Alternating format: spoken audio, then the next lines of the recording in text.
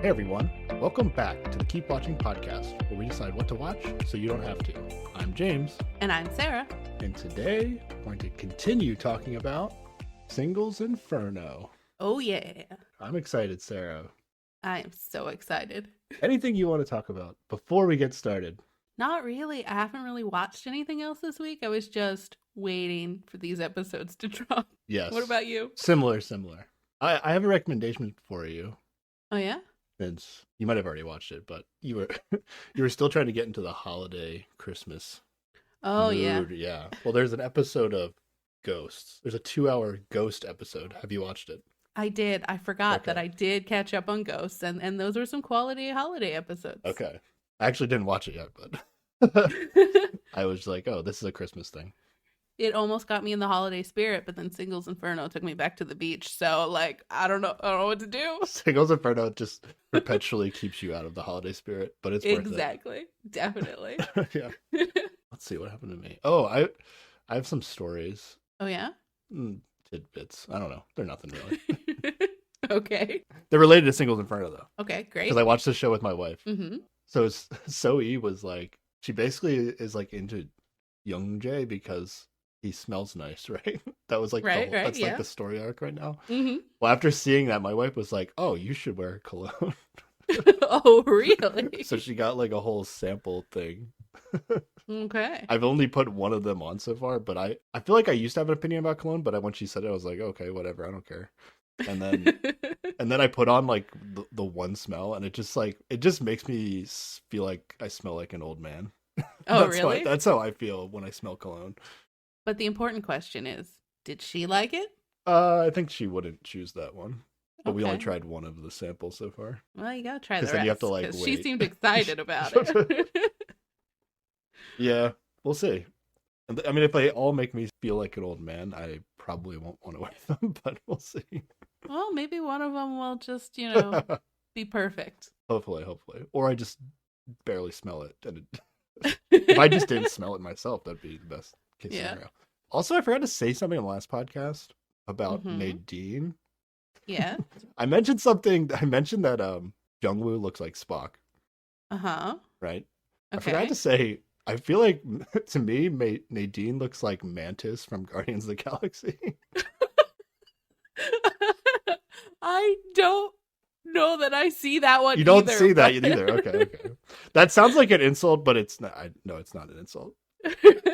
Yeah, you could see how she could take it that way. Well, in the movies, Drax thinks Mantis is like the ugliest thing in the world, and that's like a joke. But Mhm. that's not what I think. I'm not trying to. That's not what I'm saying. I'll have to bring up a side-by-side later and see if it sinks in. I don't know. I don't know that I buy that one, but okay. No, right? Okay. You buy that less than Spock, Jung-woo Spock. Jung-woo is such a Spock, and we're gonna have more evidence of that later in this Really? Okay, episode. if you say so. I mean, I'm just excited that these 2 episodes, I was finally like locked in on who Jung-woo was and who Yunjay is, and I stopped confusing the 2 of them. I was Nice, very nice. proud of myself. Sometimes Nice. it takes a little time. And yeah, I was very wrong about some of my predictions for this show.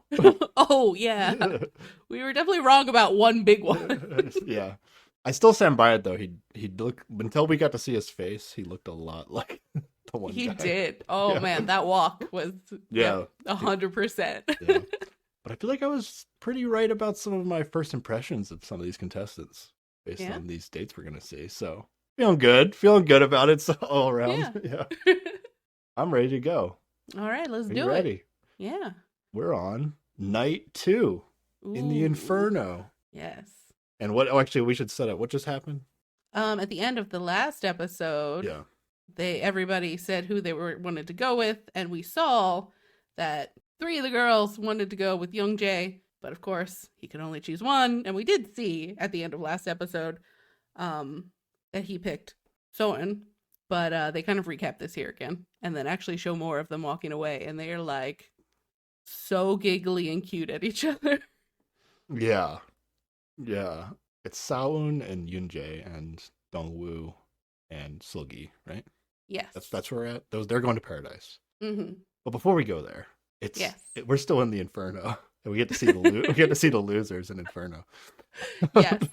The paradise people are going to get in the helicopter Yes, and I'm wondering if they could fit, like, if everybody coupled up properly, like, would they have to bring in a second helicopter to take everybody? I think they did that last season, right? They must have, right? I don't remember. Or they just had a bigger one. I don't know. I don't remember. I guess we'll find out in episode 5.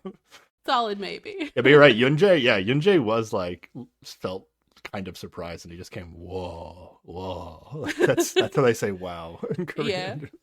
Yeah. Oh, and when they're like walking to the helicopter, he's all like, I didn't know that you were going to pick me. Why didn't you give me any hints? And she's like, didn't I? Like, wasn't I completely obvious?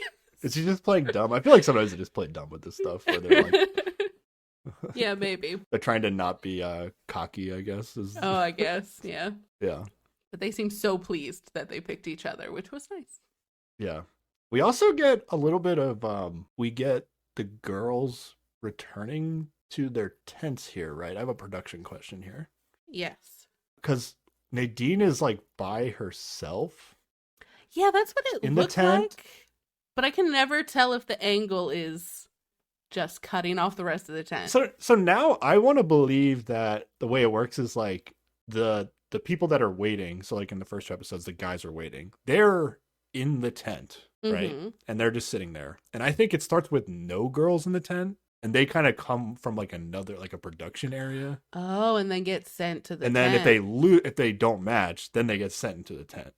But the show is definitely trying to trick you to make you think that's not the case. Yeah. But they like can't make it not the case sometimes. Like they wanted to show Nadine, like how the 2 girls entering to the tent with Nadine in there. And and we can talk about it when we get to the guys picking this time. But they have one scene where like the guy that didn't get picked is going to go into the tent, and they really make it seem like all the other guys are in there, but they're definitely not. Like it just, there's no way like they wouldn't have said anything to him, and I don't know. Right. It just doesn't look right. So I think there's something going on that the show is not making obvious. Yeah, now that you say it like that, that makes a lot more sense. Yeah, and that's why when they announce. Like when somebody doesn't get matched, they announce it on the speakers, but I don't think the people that are yet to pick are in the area to hear it. Yeah. Okay, right. That makes sense. I think we figured this out. Yeah, good job. Detective skills. So the helicopter is going to take off, though. And they did this last year, too, where the helicopter just, like, flies around the island one time so that they can, like, be seen by the Inferno people. Yes, just to really rub it in their faces. Yeah. Yeah, and I think Jongwoo... Yeah, Jongwoo kind of calls out that, like, oh, they're trolling us by flying the helicopter that low. Like, they don't need to be doing this. Yeah, they're all getting ready to, like, cook their own food in this terrible hellscape they live in for the night. Yeah. And this helicopter comes by, and they're waving, and they're like, this is so sad. I hate this. Yeah. To me, it felt like Nadine and Seyun genuinely were shocked that Zoe didn't get picked by Yunjay. Yes. Now, do you think they are actually shocked, or they just know how much Zoe likes Yunjay, so they're like being nice by acting shocked? I don't know. It's hard to tell because like Nadine seemed equally shocked that like Sejong didn't get picked by anybody. Like she just seemed equally shocked that they both came back to the tent. I feel she's just a good empathetic face to be like, oh no. But I think also because she at least appears to be the youngest, there might be a certain amount of wanting to take care of her and just like worrying about her a little more. At least that's the like vibe I got from it. Okay. We find out Hanbin did pick Seul-eun, so he's stuck with his postcard. Yes. And Jungwoo did pick Seul-ki. Yeah, it really is just those 4 popular kids and nobody else got any picks. Yeah. Like, it's ridiculous. The way it works out is like nobody left in Inferno picked each other. Yep. Like they all picked people that were in Paradise, which I guess that's probably going to happen more often than not on this show. I don't remember if that was the case last year. Yeah, I think mostly last year it was everybody who was left behind, whoever they picked was in Paradise. So like that's its own special kind of bummer, but like being stuck back in Inferno with the person you picked is like awkward as hell, I think. It'd be way worse. I feel like that must have happened last year, but like they didn't know that they they didn't know that they like could have picked the other person. Whereas we're gonna get into it here where like the guy definitely knew that he was being picked by a girl. But we'll get to that. And even like pulled a Dongwoo, I'll say, and led her on a bit, but we'll get into how annoyed at him I am later. Okay. I think you're gonna have a lot of stronger emotions on this than I am, but I'm a little more level-headed about how this all went down. Okay. Yeah. They're off to paradise. They finally leave the island after trolling them a little bit. And then we're at paradise, Sarah. Paradise seems hella fancy. Oh, yeah. It's fancier than last time, even. Like, Yeah. They even have these like dramatic entrances into each of their like suites, like rooms that they have. mm-hmm. And they like follow them around room by room. Like, Yeah. and they're like even labeling, like, this is the bathroom, this is the closet. Like, they're Yeah. giving you a tour of these ridiculous The bathroom has suites. like a sauna in it, and there's like fancy bathtubs. I think both rooms have a pool this time. Mm-hmm. Like, the bathrooms are bigger than my bedroom at my house. Like, it's ridiculous. Yeah, and they have like these big like family-sized dinner tables. And I forget who said it, but at some point they were like, "Oh, like all of us at Inferno could just come stay in this one suite. Like, Yes. There's enough room for so many people, but it's just for two."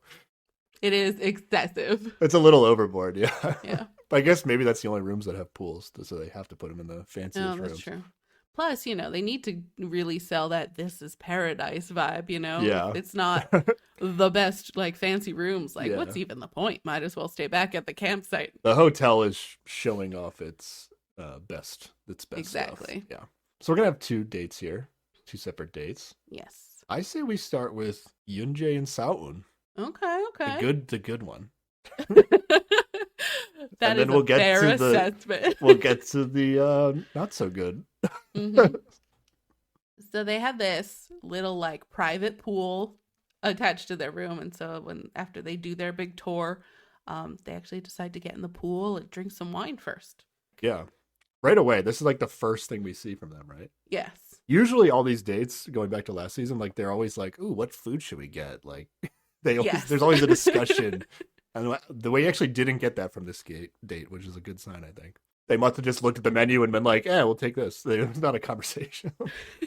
Yeah, they're gonna eat, and They're eating in robes too, which is so cute, because they came in from the pool. They look so Yeah. cozy. And she's doing a lot of, like, putting food on his plate because they ordered a bunch of different things. And especially, like, in Korean food, you'll get a bunch of, like, teeny little different things. Mhm. And so they're all in little plates, and you, like, pick them off and put them on your plate. But she's, like, picking up food and putting it on his plate. So, like, this is not quite feeding something into his mouth barehanded, but, it's in that direction of, look, I'm taking care Yeah. of you. I'm giving you food. for me, Sarah, I think this is probably the most natural couple we've ever seen on the show. Oh, yeah. They, You like, think so? Okay. immediately just, like, click. They're so, like, pumped to be there, but also with each other. And, like, the conversation isn't stilted. There's no, like, awkward, I'm being shy, I don't want to answer these questions. They're just, like, having a blast, it seems like. Yeah, it was nice to see. But we find out Seul says that Yunjay is always says nice things, but like in a way that he's like maybe too nice about things was like the vibe. Yeah. And I did kind of agree with her. Like Yunjay is like a bit of like a yes man kind of person. He just wants everybody to be happy, so might as well just be like, oh, yeah, sure. And this will kind of be a thing. Like, does he just not have the ability to like reject somebody to their face? Is this a problem that he has? Mm-hmm. But then he says that Seul is very bubbly, and he uses the word bubbly in the subtitles at least many, many times. Many times. To the point that my wife was like, "Can he stop saying bubbly?"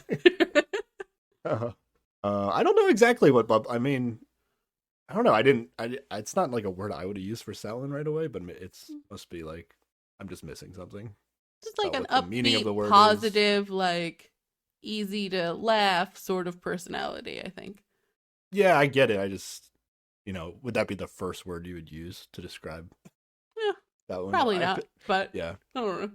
And we find out they really didn't talk much until right before Paradise, like we talked about in the last episode. That was like a legit edit. And I had thought that conversation was the whole reason he picked her, but he lays out that, like, he was curious about her the whole time, or at least, I mean, that might just be what you say. Yeah, he's just being a yes man.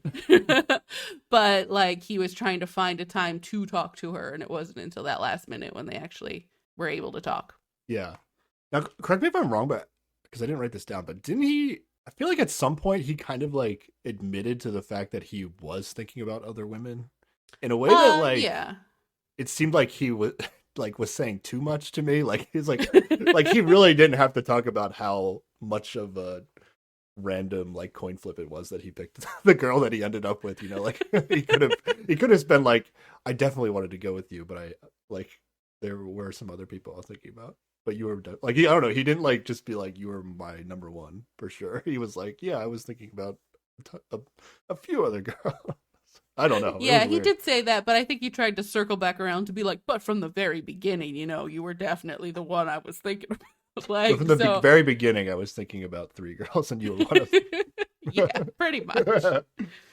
Yeah. But here we go. We get to find out age and occupation, Sarah. Oh, finally, this is what we're here for. This is the show, really, right here, right? This is...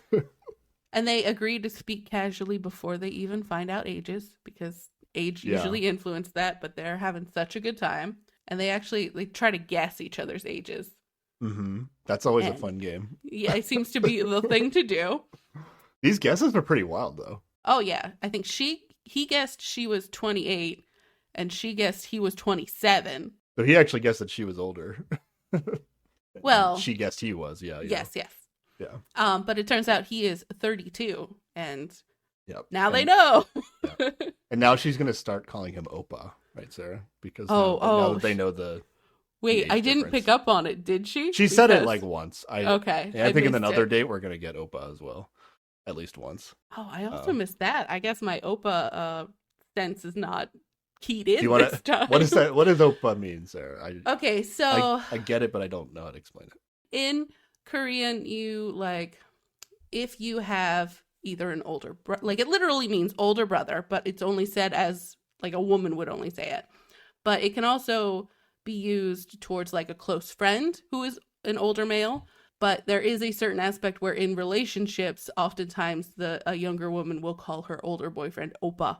Sort of like how in English one might call their partner daddy, but in a less cringy, sexy way. Is what Oppa is.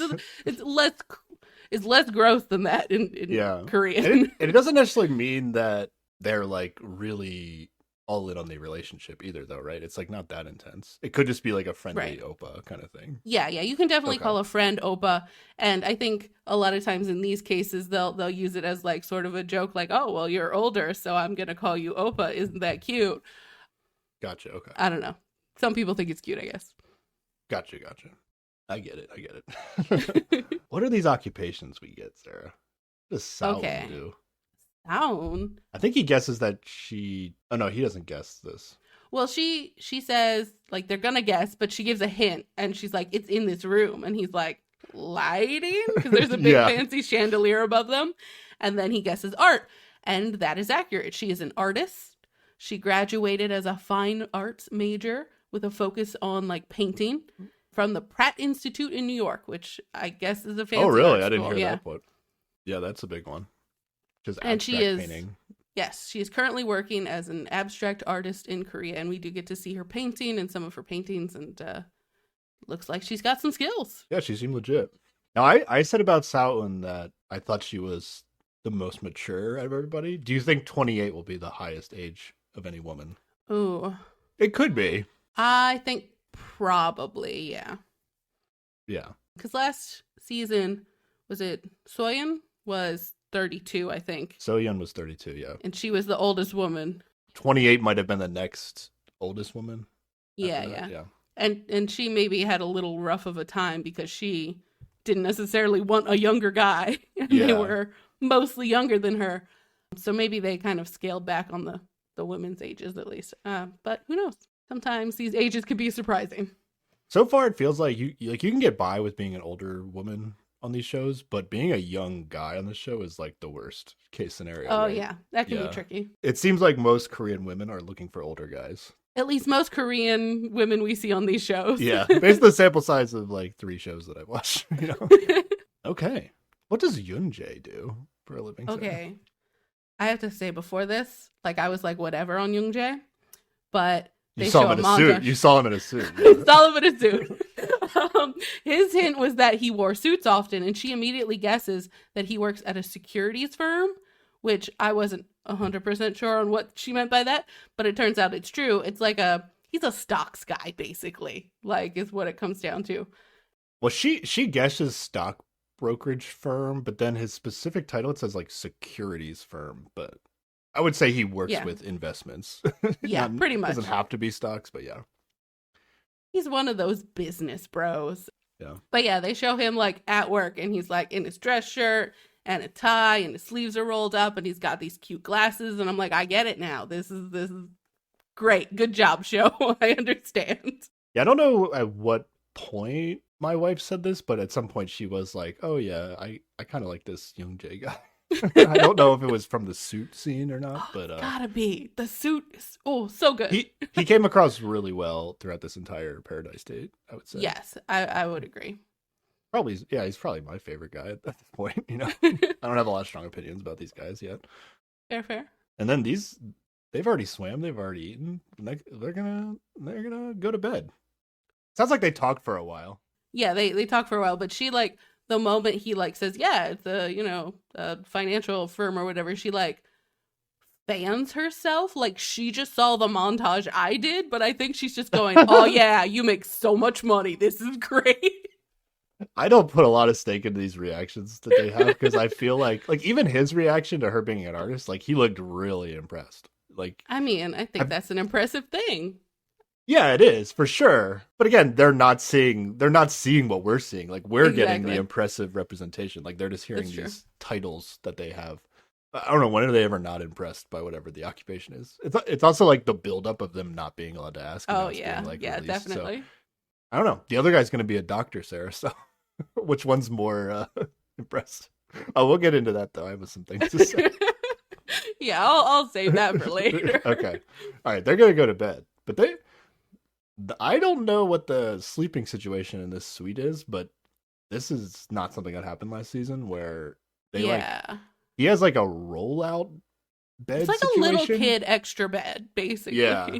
I'm assuming that they've decided that he will like sleep in that bed in the same room as Bao-eun. Every other time, like last season and the other date, it's been they're at a suite that has 2 separate bedrooms. And for whatever reason, we didn't see if they have a separate bedroom, but they've always had a separate bedroom in all of these. So they must have chosen this awkward setup of let's sleep in the same room. You can go on this little child's bed.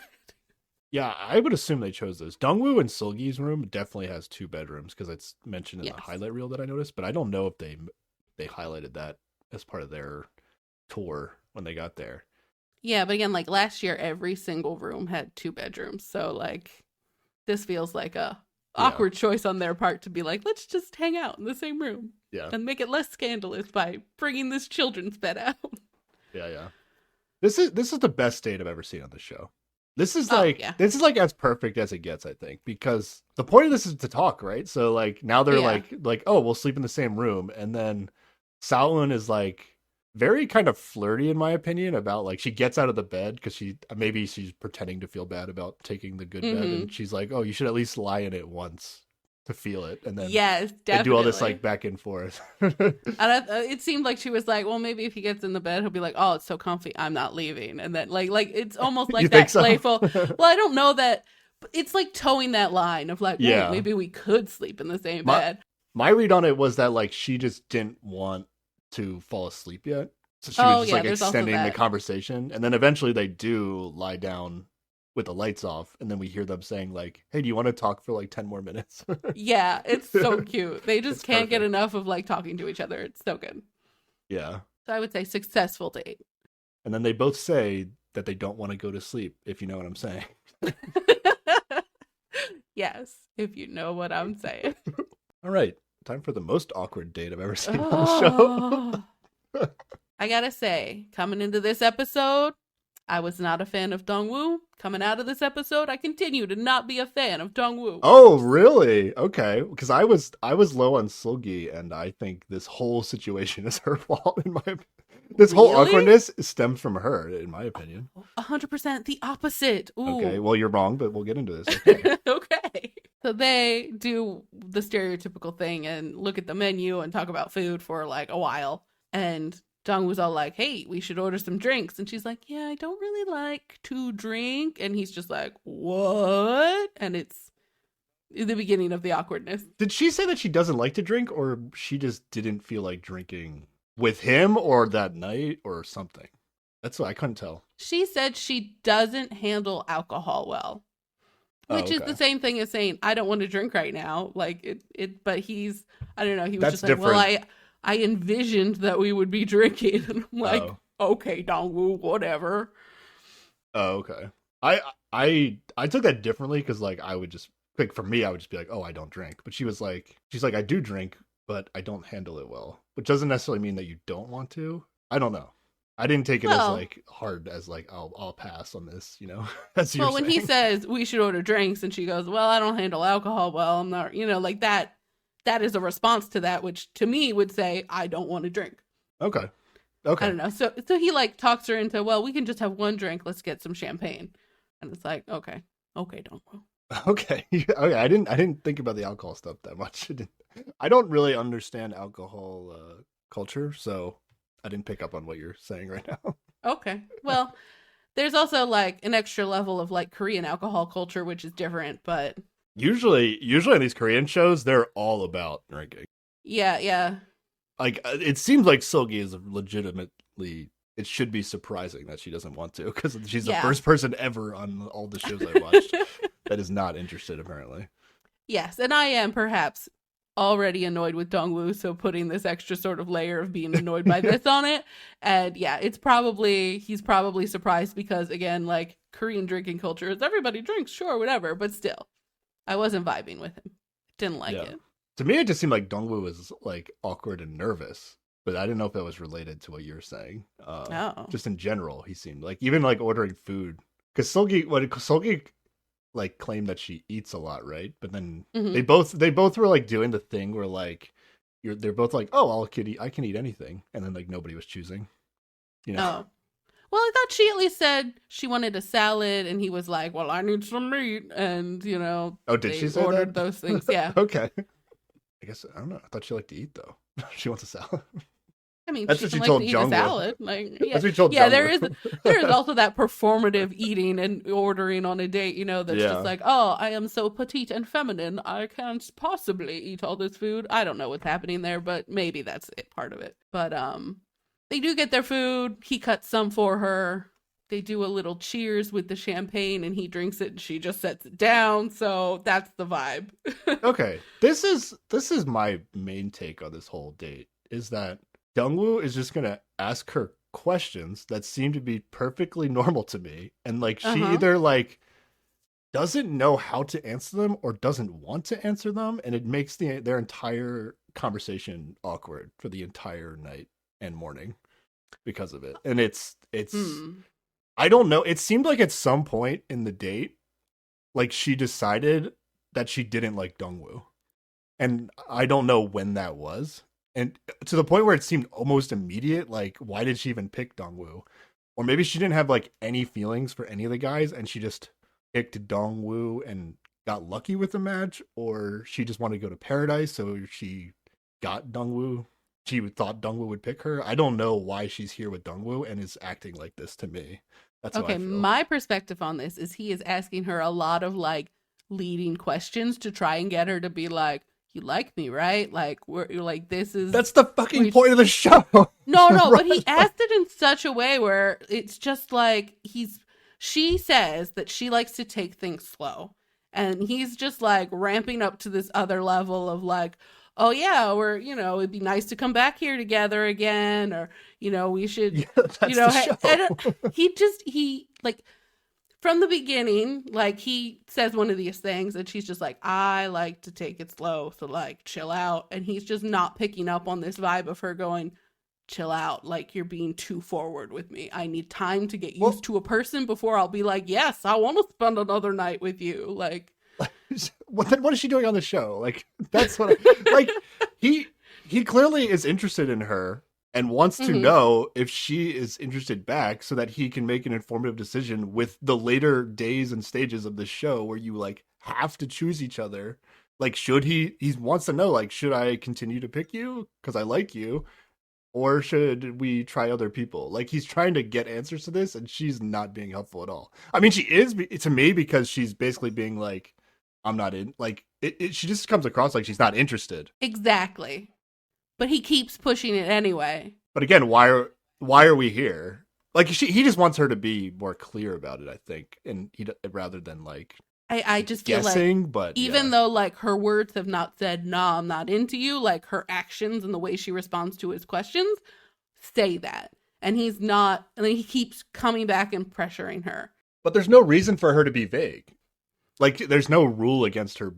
Like they're in paradise, they can say whatever they want. You know, what is she playing? I don't know what she's playing at here. Like, just be like, I think maybe she's just trying not to be like, I don't like you. Like she just doesn't want to say that. I don't know. I don't get it. Well, I mean, you've alluded to somebody else earlier who has trouble, like, telling people directly that they don't like them. That could be a case here. It can be difficult to reject anyone, particularly when you're already awkwardly having to spend a night in a hotel with them. There is, like, a level of, like, what is expected of a woman that, like, taints the way, like, these sorts of responses. There are, like, a million different reasons why she might not be forthcoming with just saying, no thanks, don't want to do this again. And, like, even in the lead up, she could have, like, been interested in him. And then, like, that first however long, like, even the helicopter ride could have been like, oh, no, wait, vibes are off. I'm not feeling this anymore. And, like, she's entitled to not be into that anymore. I'm fine with that. But I wouldn't, like, I'm not going to, like, Dongwoo is doing what you're supposed to do on these dates. And she is not participating. That's how I would view it. No, he is pushing too far. He's asking the most normal questions you could. We'll get to morning later, and he's just gonna be like, "Hey, did you sleep all right?" And she's like, "Seriously, with the questions?" like I think there is something about like there might be some context there we're missing in terms of like Korean like culture or dating culture that might be like the thing you text your boyfriend in the morning or whatever, like it. So it might have like the exact wording I think we might be missing there. Like it's a particular phrase that is cutesy and maybe a little too close, but. I just think that he did have every right to, in the beginning, to be like, hey, is this going to be a thing? And once she started giving these evasive answers and, like, showing that she's not really into it, that's when he should have just, like, stepped it back and just been like, let's talk about literally anything else. Like, we can just get to know each other without this pressure of, like, hey, can I pick you again later? Like, just spend the time, get to know each other, and then worry about that later. Okay. That is not usually how things go on these fast-paced TV shows, but hey, you still gotta adapt to the person you're with, you know? Like, I mean, I think they both behaved normally, and it wasn't a fit. But I don't think like Dongwoo should act differently. Like he's trying to get to the bottom of how she feels. You know, I don't know. I don't have a problem with it. I don't have a problem with it either way. My take was more like. To me, it just feels like Seul-ki was like an awkward person, and we can get into her age and occupation. Like it feels like she lives some like maybe like a secluded kind of life with her studies, and like it just isn't that open with people in general. Like I didn't take this as like she was being strategic. Like this was just like being herself and not responding to questions was like a thing that she does. That's how I took it. I mean, that could be true, but I also think that he just wasn't picking up on the right way to talk to her, like for her personality, if that's true. Okay. You know, like I don't know how else you're supposed to talk to somebody. Okay. I mean, he could stop asking her, like, what do you think is hot? Is it me? Because I want to know, is it me that you think is hot? Remember, we got, 4 or 5 hours of footage. Like, they chained them together, but I'm sure he wasn't constantly asking these questions. Well, yeah, but like... These are fair questions when you're on a speed dating reality show. Again, I don't like Dongwoo. I continue to not like Dongwoo is fine. You're too harsh. Here we go. Let's get these age and occupations going. Oh, yes. She is 25. She lives with her parents, and she's a student. She's a piano major at the Seoul National University, which is actually one of the, like, there's 3, like, big, I guess what you consider, like, Ivy League schools that are, like, the fancy ones, and this is one of them. So she must be very impressive at the piano. Yeah. 25 is pretty young. It's not, I kept feeling like she was younger and younger the way she was acting. But again, because of her, like the way I'm sure like studying to be a piano major is like insane amount of time consuming. So I feel like her social age might be a little lower than 25, if you know what I mean. That's how I felt. Yeah, she did mention that like when he was asking her about like what kinds of guys she's dated or whatever, she's like, I've just been studying. I don't have time for that. And it kind of, I got the feeling like I think I described Seul-ki as like she doesn't know what she wants. That's also like a vibe I got. Like because she like picked Dongwoo and then I don't know. I don't know why she picked Dongwoo. I just don't think she had an opinion on the guys at all and just picked Dongwoo. Yeah. Okay. Let's get into Dongwoo's job though. Well, he is 32 and he is a plastic surgeon. First they just say doctor and then the hosts get like really excited and like they throw their cards like, oh my god, he's a doctor. But then he ends up being a plastic surgeon. Yeah. I mean, which is still probably a very high paying job. So yeah. But what's your gut reaction to someone's job being a plastic surgeon, Sarah? It is less impressive than being a general like medical doctor of some other thing because you're not like actually saving people, but yeah, it's not as sexy. Well, I mean, there's nothing particularly sexy about the saving people either. It's kind of messy, probably. Oh, really? But, okay. Well, I mean, like usually people get excited by doctor. Oh, well, yeah. Maybe that's like a monetary equivalency. Yeah, there's a monetary equivalent. And there is like if you choose to dedicate your life to helping other people, like that's a great trait. But like when I think about the act of being a doctor, I'm like, gross. Wouldn't want to be in that. Oh, okay. But gotcha. Okay. Plastic surgery in like Korea is like no big deal. Like it's popular. Yeah. Everybody's like very accepting of it. Where like in the States you might like have more of a weird feeling about it. That Maybe. Is not an issue in Korea. Like everybody's fine with. I'm not going to assume it's not an issue to anybody, but. Well, yeah, but the mainstream vibe about it is like, yeah, sure, let's do this. Okay. Which, no judgment either way for me, but it's not as endearing as you save people. Gotcha. I wanted to recall what Dongwoo said his friends said about him, and I talked about how it seemed a little suspicious. Wait, what did he say about? He said his friends tell him he knows how to say about him that he knows how to live life to the fullest. Oh, right. Yeah. And I was like, that sounds a little suspicious. And considering he might just be a breast enhancer, like that might be his job. I think he knows how to live life to the fullest, this guy, you know? Sure. So I'm going to say I was right about that. Okay. You can take that as proof that you were correct. Sure. So I'm going to talk more, but yeah, basically he just is like, so do you want to go swimming? Like a thing that everybody has done at every opportunity on the date. And she's like, no, I guess if you want to swim, I can just splash around a little or something like that. Like she might not be something went swimmer. really wrong here, I think. Because we're going to see in like the next time on that she's going to go on to paradise with somebody else. Oh, and she does get in that pool. Yeah. She's going to go swimming. So like something happened in like a moment that they really didn't highlight in the show that like she just decided she didn't like Dongwoo. Yeah. And I think yeah, I agree. But it seemed to happen like extremely fast. To the point where I just feel like Dongwoo got hoodwinked into picking her. Like I don't know. Well, I don't think she did anything to make him. Maybe she didn't do anything, but like yeah, I'm trying to remember what their interactions were in the first 2 episodes. I think she just got lucky that he liked the way she looked. Honestly, that's probably what it was. And like, I don't know. That's her getting lucky because she like clearly didn't have a good time. Seul-ki should not be in paradise right now. Like, I don't think she was that into any of the guys on the island. Well, because it takes her time to get like into somebody, apparently. I guess, but like, no matter which guy she went with, I feel like she was going to be awkward, you know, and would have responded the same way to these questions. Solid maybe, except for the preview for next time when she is in paradise. Seems like she's not feeling awkward. So maybe she's just not vibing with anybody. Yeah, exactly. That's what I'm saying. Like, she's just not necessarily vibing with any of these guys. I wish Seul-ki wasn't here on Paradise, I think. I wish Dongwoo wasn't here, so... No, this should have been Dongwoo and Nadine, and this would have been a great date. That's what I think. I'm actually really excited to see Dongwoo and Nadine. When I was watching this, I said, I really want to see Dongwoo with Nadine. Like, he seems a little...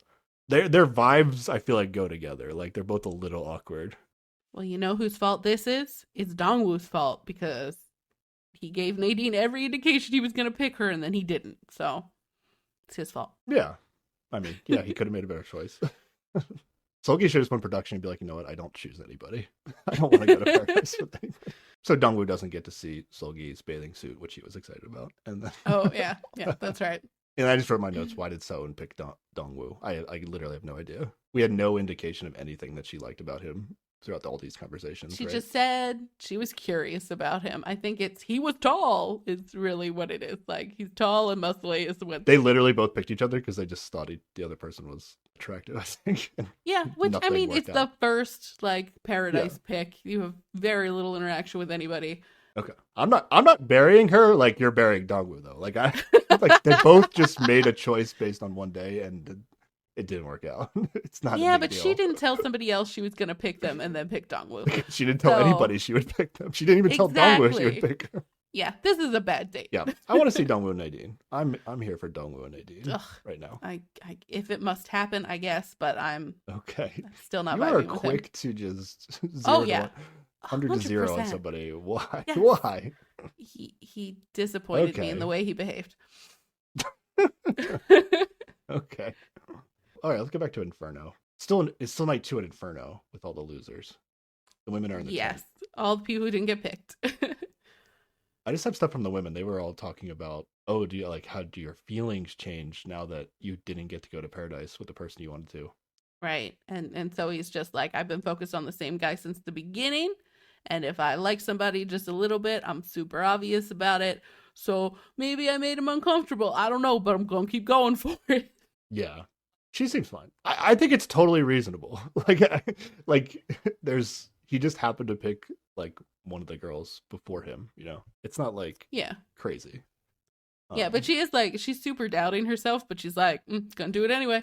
I'm like, okay, you do you. You've only picked him because he smelled nice, but sure. Spend your whole time focused on one guy.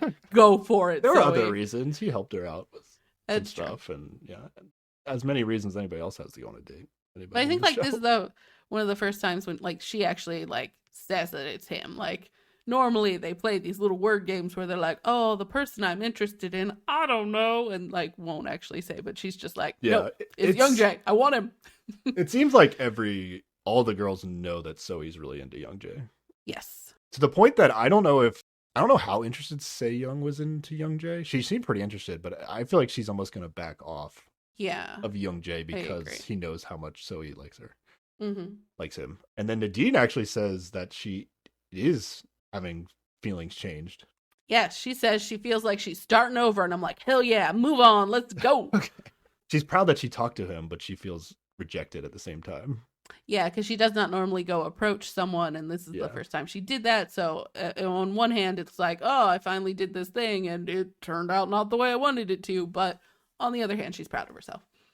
But Se-young says to Nadine that she thinks Dongwoo is interested in her. Yeah. But yeah, we don't get anything else from like this night in Inferno. And it's like, I feel like everybody who stayed behind completely wasted this opportunity. Like, you get more time to go talk to more people, to get better connections with them, to maybe, pick them the next day or something. But they just clearly waved at the helicopter and then were sat in their tents. And it was a bummer. Yeah, I don't think any of these Inferno people are into each other, right? Yeah, but it's been 2 days. Like, strike up a conversation and see what happens, you know? Oh, yeah. But I don't know, based on the history of these shows that I watch, things get decided pretty fast. I feel like especially this season so far, everybody's just like, I'm going to pick one person and let's go forever. And it's like, no. That's how it was last season too, though, right? Wasn't it? With some people, I felt like. I guess it, okay. Yeah. I don't know. More often than not. But there's the rule change is what mixes up later. Like, they can't choose the same person twice. But we'll get to that. All right. They're back from Paradise on day 3. And we're going to get awkwardly greeted by Jungwoo and Hanbin. This is great. Yeah, they were just sitting on the porch. And, like, Hanbin is, like, pouting hard. Like, this whole thing hit him rough. I don't think he's ever not been picked for something. Yeah. Oh, really? I thought Jungwoo was the one that was, like, devastated more, but okay. No, in this moment, Jungwoo was like, no, it's okay, you're just gonna, it doesn't mean anything that you didn't get picked back, we just have another opportunity. It's a bummer, but, it's only day 2. Like, chill. Like, we'll figure this out. Okay. He still has hope at this point. Later on, not so much. I must have mixed them up this scene. Who's the one that got attacked by a fly and then also lost a button to his pants and was feeling like it was like a sign that things were going terrible? That was also Jungwoo. Oh, that was Jungwoo. Yeah, okay. That's what I thought. I thought he was the one pouting. Yeah, but like at the end, he was like encouraging Hanbin a little bit. Like, we can't be this miserable all the time. And I just happened to get back. Jungwoo like immediately goes to Seul-ki as they're walking up and is like, "Oh, how was the food?" Oh, Like yep. he's trying to talk to her again immediately. Mm-hmm. But yeah, everybody thinks Paradise is amazing. Mm-hmm. They separate into their tents, and then the guys and the girls like give riddles about what the people's jobs are because they can't actually Yes. tell them. Uh-huh. We find out Yunjay and Seul talked for 6 hours. Yes. Which does seem like a long time. I don't know Yes. how long they do the thing at 5. I don't know. They could be at the hotel by 6, but like 6 hours isn't that crazy amount of time. I don't know how much production time fills up these things. Yeah, that's true. And the guys, they can tell that Dongwoo is less excited Yeah. what Yunjay was. They immediately pick up on like, oh, this did not go as well as it could have. Yeah. And before we know it, it's time for a men's game to decide who gets a special meal. Yes. And they're going to play tug-of-war. This time they go not just in their swim trunks, though. They wear like shirts too. And the girls don't even bother getting in their swimsuits. So like clearly the first game was just show off time. Like now they're wearing more reasonable things, I guess. Why were the guys wearing shirts for this? I don't know why. Maybe it's because of the harness thing. I don't know. Oh, the harness. That's not a bad idea. Yeah, that's going to be. Yeah, they're going to wear these harnesses that attach together and then do this tug of war game. Were the women into this? You would say? I feel like they were. Oh yeah. Okay. Yeah, they were like, "Ooh, we're gonna see who's the strongest," and I just think they loved this game. To me, like it would not be interesting to watch the women do this for me personally, Okay. but yeah. But I guess they were into it. Yeah. Yeah. I didn't think it was the most interesting game, but I think it ends up being pretty interesting. Like the game itself is not, but the final match. Production is going to rig this pretty good. So. Oh yeah, they did a good job. So the first round matchup that they do is Dongwoo versus Yunjay, which is the battle of the big boys. Yes. This is what the final matchups should have been, right? Yeah, pretty much. It's pretty epic, right? Like. It takes a while, like way longer than these other matchups are going to take, and but eventually Dongwoo wins. Yeah, they're harnessed back to back, and then they have like flags they have to reach, is what it is, and so they have to pull in opposite directions, and so basically one of them ends up dragging the other one. But like when they start, they just don't move for a while. They're just like balanced. They're too perfect struggle of like, oh, too strong. Yeah, they're too close in weight. Pretty much. I felt like Dongwoo would just win this because it's a pure strength thing. I don't know if you had a guess. Oh, yeah. He's the bigger guy, definitely. Yunjay really had a game face on, though, and made it look like he was going to win, but yeah, Dongwoo is the biggest guy. Yeah, definitely. And then the not as big guys are going to face in the other round. Hanbin versus Jungwoo.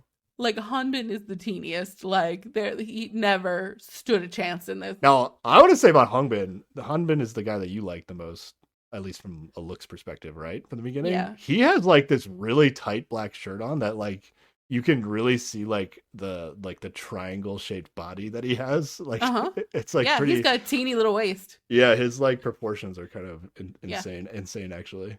I still appreciate the look of this man. He looked impressive, but he's just, even when they all have to stand on the beach, like he's just clearly the shortest. Yeah. So despite probably being in better shape than Jungwoo's just bigger, so it's not gonna matter. And it's kind of sucks that they had to go after Dongwoo and Young. Yeah, they should have built up, because like no, it was just like it was a hard act to follow. Like they did it, but they both kind of like looked like ragdolls a little bit compared to how intense the other two were. Yeah. So it was like kind of embarrassing to go after them, I think. Definitely, yeah. So after everybody uses up all their energy in the first round, production says, "Oh, here's a twist. Here, the finals is actually going to be a 3-way match." And everyone is so confused. Yeah, I thought they were going to like do a match between like Yunjay and Hanbin and make them do it. And then, okay, I see. But then, nope, it's a new guy coming in and he's going to go straight to the finals. Yep. And we watch him walk all the way down the long pathway, all the way to the beach, and like all the girls are on the beach just going, "Oh my god, it's a new guy." Yeah, I'm pretty sure this is the guy that was in the preview last time, and I thought it was going to be the guy from the first season 1. Yeah, 100%. We thought it was going to be someone else. Once you see his face, it's not him at all. But he does have a similar like walk. The hair is similar, I think. This is what got me. And this is Jin-young. Yeah, Jin-young. let's finish the game out and then we'll learn about Okay. Jin-young. Can I just say, though, that this man walked in jorts, like jean shorts? Yeah, he was Like, not in the same gear what? as they were. And then he went into this game still wearing the jean Yeah, shorts. yeah. So we have this three-way final. So they set up like a triangle, and they're gonna have to pull, like everything's attached in a ring in the middle, so they're gonna have to pull in towards their flag. First of all, it's not fair because they've already used their energy, so that's a big one. The other thing that happens that I don't know if this was a production thing or the contestants just messed this up, but like the aerial shot of the triangle with them like setting up to start, Jin-young is actually like way further away from his flag than everybody else, which at first I was like, oh, that doesn't seem fair. But then after it started, I feel like he had like a lot of slack in his rope, and he got like a running start into his tension. Whereas like the other two guys were like taught from the beginning. Yeah. And basically he's just going to sprint for his flag, and Jung-woo is going to like fly backwards immediately from being pulled by both the guys. But I think just because of maybe like the physics of the situation, like Jung-woo is going to get slid to the side as well. And Jin-young is just going to grab his flag like almost immediately. I will say that I did not pay attention to the physics of this match. I was much like the women in the show and just who immediately lost their shit because he just fucking immediately wins and they're just like, oh my God, this is amazing. Yeah. It was a big moment. I think even with Jung-woo being tired in a head-to-head match, I think he would still beat Jin-young, and I feel like he would definitely beat him in if they were both all like 100% rested. Yeah. So there's something about the physics of this finals just didn't feel right to me. Like it was a little goofy, and I don't know if it was the fault of production or contestants that like they just because they're like doing it by themselves. But but it made for an excellent moment of television. Yeah, it's definitely more interesting that this guy is gonna win the meal and choose two girls than it would be if Jung-woo does. Other than like maybe seeing if you pick Seul-ki again would have been the only interesting thing. But speaking of Seul-ki, she's very impressed with the new boy. He's so cool. Oh, I mean, all of them are. They're all just like, oh. Yes. I mean, they all are like, like it's a fun moment to be like, oh, that was cool. But she's like, no, like he was really cool. Like the moment wasn't cool. He was like, well, he did do this thing where like, he's like absolutely putting his all in to get to this flag. And then when he picks it up, he just tosses it away and makes like a cool guy, I don't care face. Like he's just like, cool guys don't look at explosions, whatever. Yeah, I actually agree. He is pretty cool. You don't see that in piano trading, Sarah.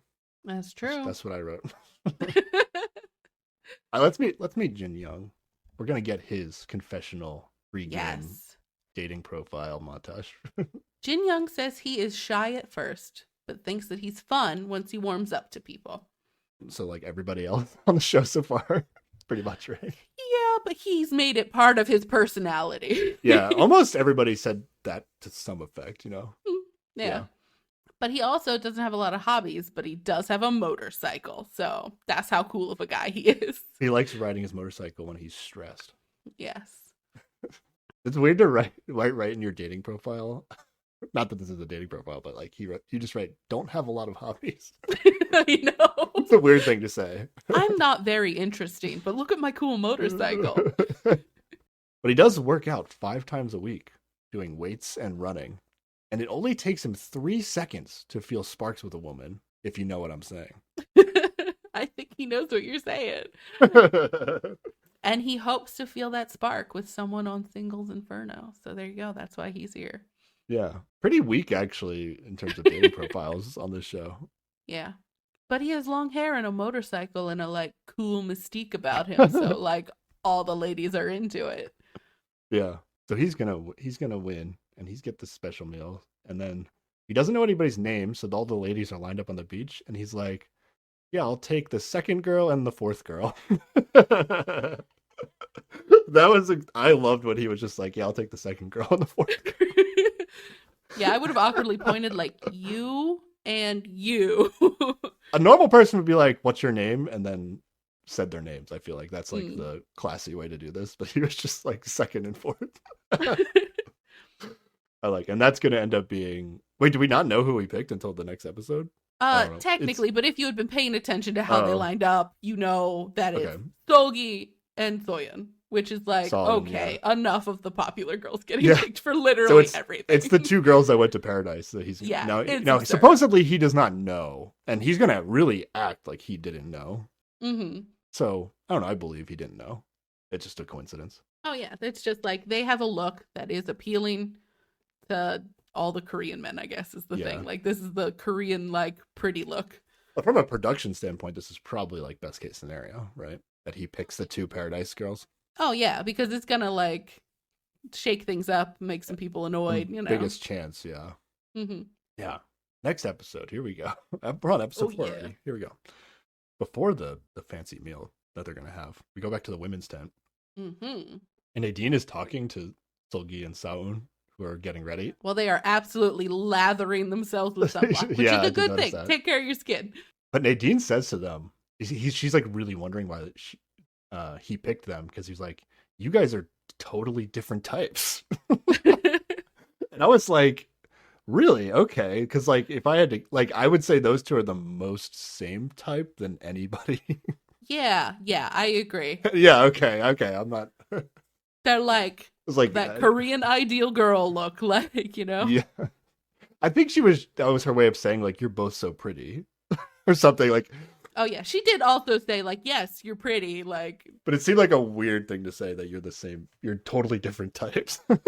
She is always telling everyone they're pretty though. Yeah. Nadine likes the new guy's hair. Oh, It's- yeah. It's long. It's not like crazy long. It's just longer. I don't know. It's not crazy long. Yeah, it's not really that long at all. It's just a little bit longer and styled well, I guess. But like, as much as Seul-ki seems interested in him, I think Nadine also starts to show a spark of like, oh, this man is interesting. None of the things I've been paying attention to before really interested me, but this one, maybe. Yeah. She does not seem as interested as Seul-ki does, though, because Zoe is pointing out they're all in the tent together, and she's pointing out to everybody, like, I've never seen Seul-ki describe someone as cool before until this guy showed up. Yeah. And then all the women start poking fun at her and how she's like smiling and happy all of a sudden. So Yeah, she looks like totally smitten. Seul-ki is noticeably different, Yes. like when she actually is interested in somebody versus I don't think she was ever interested in any guy on the show until this new guy showed up. And even this new guy, I feel like she's just kind of swept up in the coolness of the moment, you know? Oh, yeah. She's got nothing else to go on right now. If this guy had just walked out normally on the day one, I don't know if she would be as impressed with this guy, you know? I don't know. If he keeps doing that cool guy face, though, you know, there's just something about the way he presents himself that is a little extra mysterious or something that I think they're grabbing onto. I guess. I don't know. Seul-ki confuses me. I'm really curious to see her date, actually. Yeah. With this guy. She's going to end up going with this guy. Mm-hmm. To see how different she is with him versus Dongwoo. Yeah, if the preview is indication of anything, the answer is totally different. Yeah. She's at least going to swim. I don't know if she's going to answer questions any better than she did with Dongwoo. But she at least fair. is going to try to do something on the team. Yeah. So it's time for the meal, the special meal. Yes. And all of the like original guys are sitting on the porch watching these two women walk off to their special meal, and they're like calling out to them like, where are you going? All dressed up. Like, what are you doing? And it's like, you know what they're doing. Leave them be. Yeah. This is how you be playful on the show, Sarah. I guess. Wait, you wouldn't do this like if two guys were going to the thing and you were out there? You wouldn't be like, "You guys going to the special meal?" You wouldn't say that. Why? Who wouldn't funny. say that? Yes, you're right. But it's just funny because it's all of them just watching them. I don't know. Silly. They're hanging out. Yeah. They got nothing better to do. Yes, they get to this meal. Jin-young is pretty shy and nervous, but somehow he does it in like a cool way. Yeah, I've never seen like shyness portrayed as cool in any like form of media, and this is just like so shy. Oh my god, he's the coolest. And I'm like, what has happened? But I actually like agree with it. Like, yeah, like the announcers are reacting in that way, but they like kind of always find the good in everything that people are doing on the show. But I actually like agree with them. Like there is something cool about him, even though he's being. I think one of the big keys is that he's just admitting that he's shy and nervous. Yeah. And like explaining it, which I feel like is a good strategy whenever you're shy and nervous, is just like admit it instead of like Yeah. letting the other people guess if you're just a weirdo or if you're just going through emotions right now. Yeah, I agree. And Nadine asked them, she was like, find out why he picked you. Like Nadine really wants to know this. So they ask him, and he says that it's because Saoun is bubbly. So she gets described as bubbly again. And Seul-ki is pretty. So those were the two reasons. And so it even goes, oh, so I'm bubbly and she's pretty. That means I'm not pretty. And he's like, no, no, no, you're bubbly and pretty. Yeah. I feel like Saoun is just kind of playing around in this conversation. Oh, like yeah, she's definitely. not trying to step on Seul-ki's toes in this because she like basically Seul-ki's already been like, yeah, this is my guy. And Saoun's like, she has other options. She doesn't need to be. Yeah. She participates though, which I enjoyed. Yeah. So we find out he likes pretty people. Surprise. That's how he describes it. And Seul-ki asks his ideal type, and he talks about this spark thing again. And he's just like, someone I feel a spark with when I first see them. And I'm like, you mean hot people? That's what you mean. You're into hot people. Got it. Yeah. And he also likes someone who's easy to talk to. Mm-hmm. Now, I don't feel like he should be getting this from Seul-ki when they go on their date, but we'll see.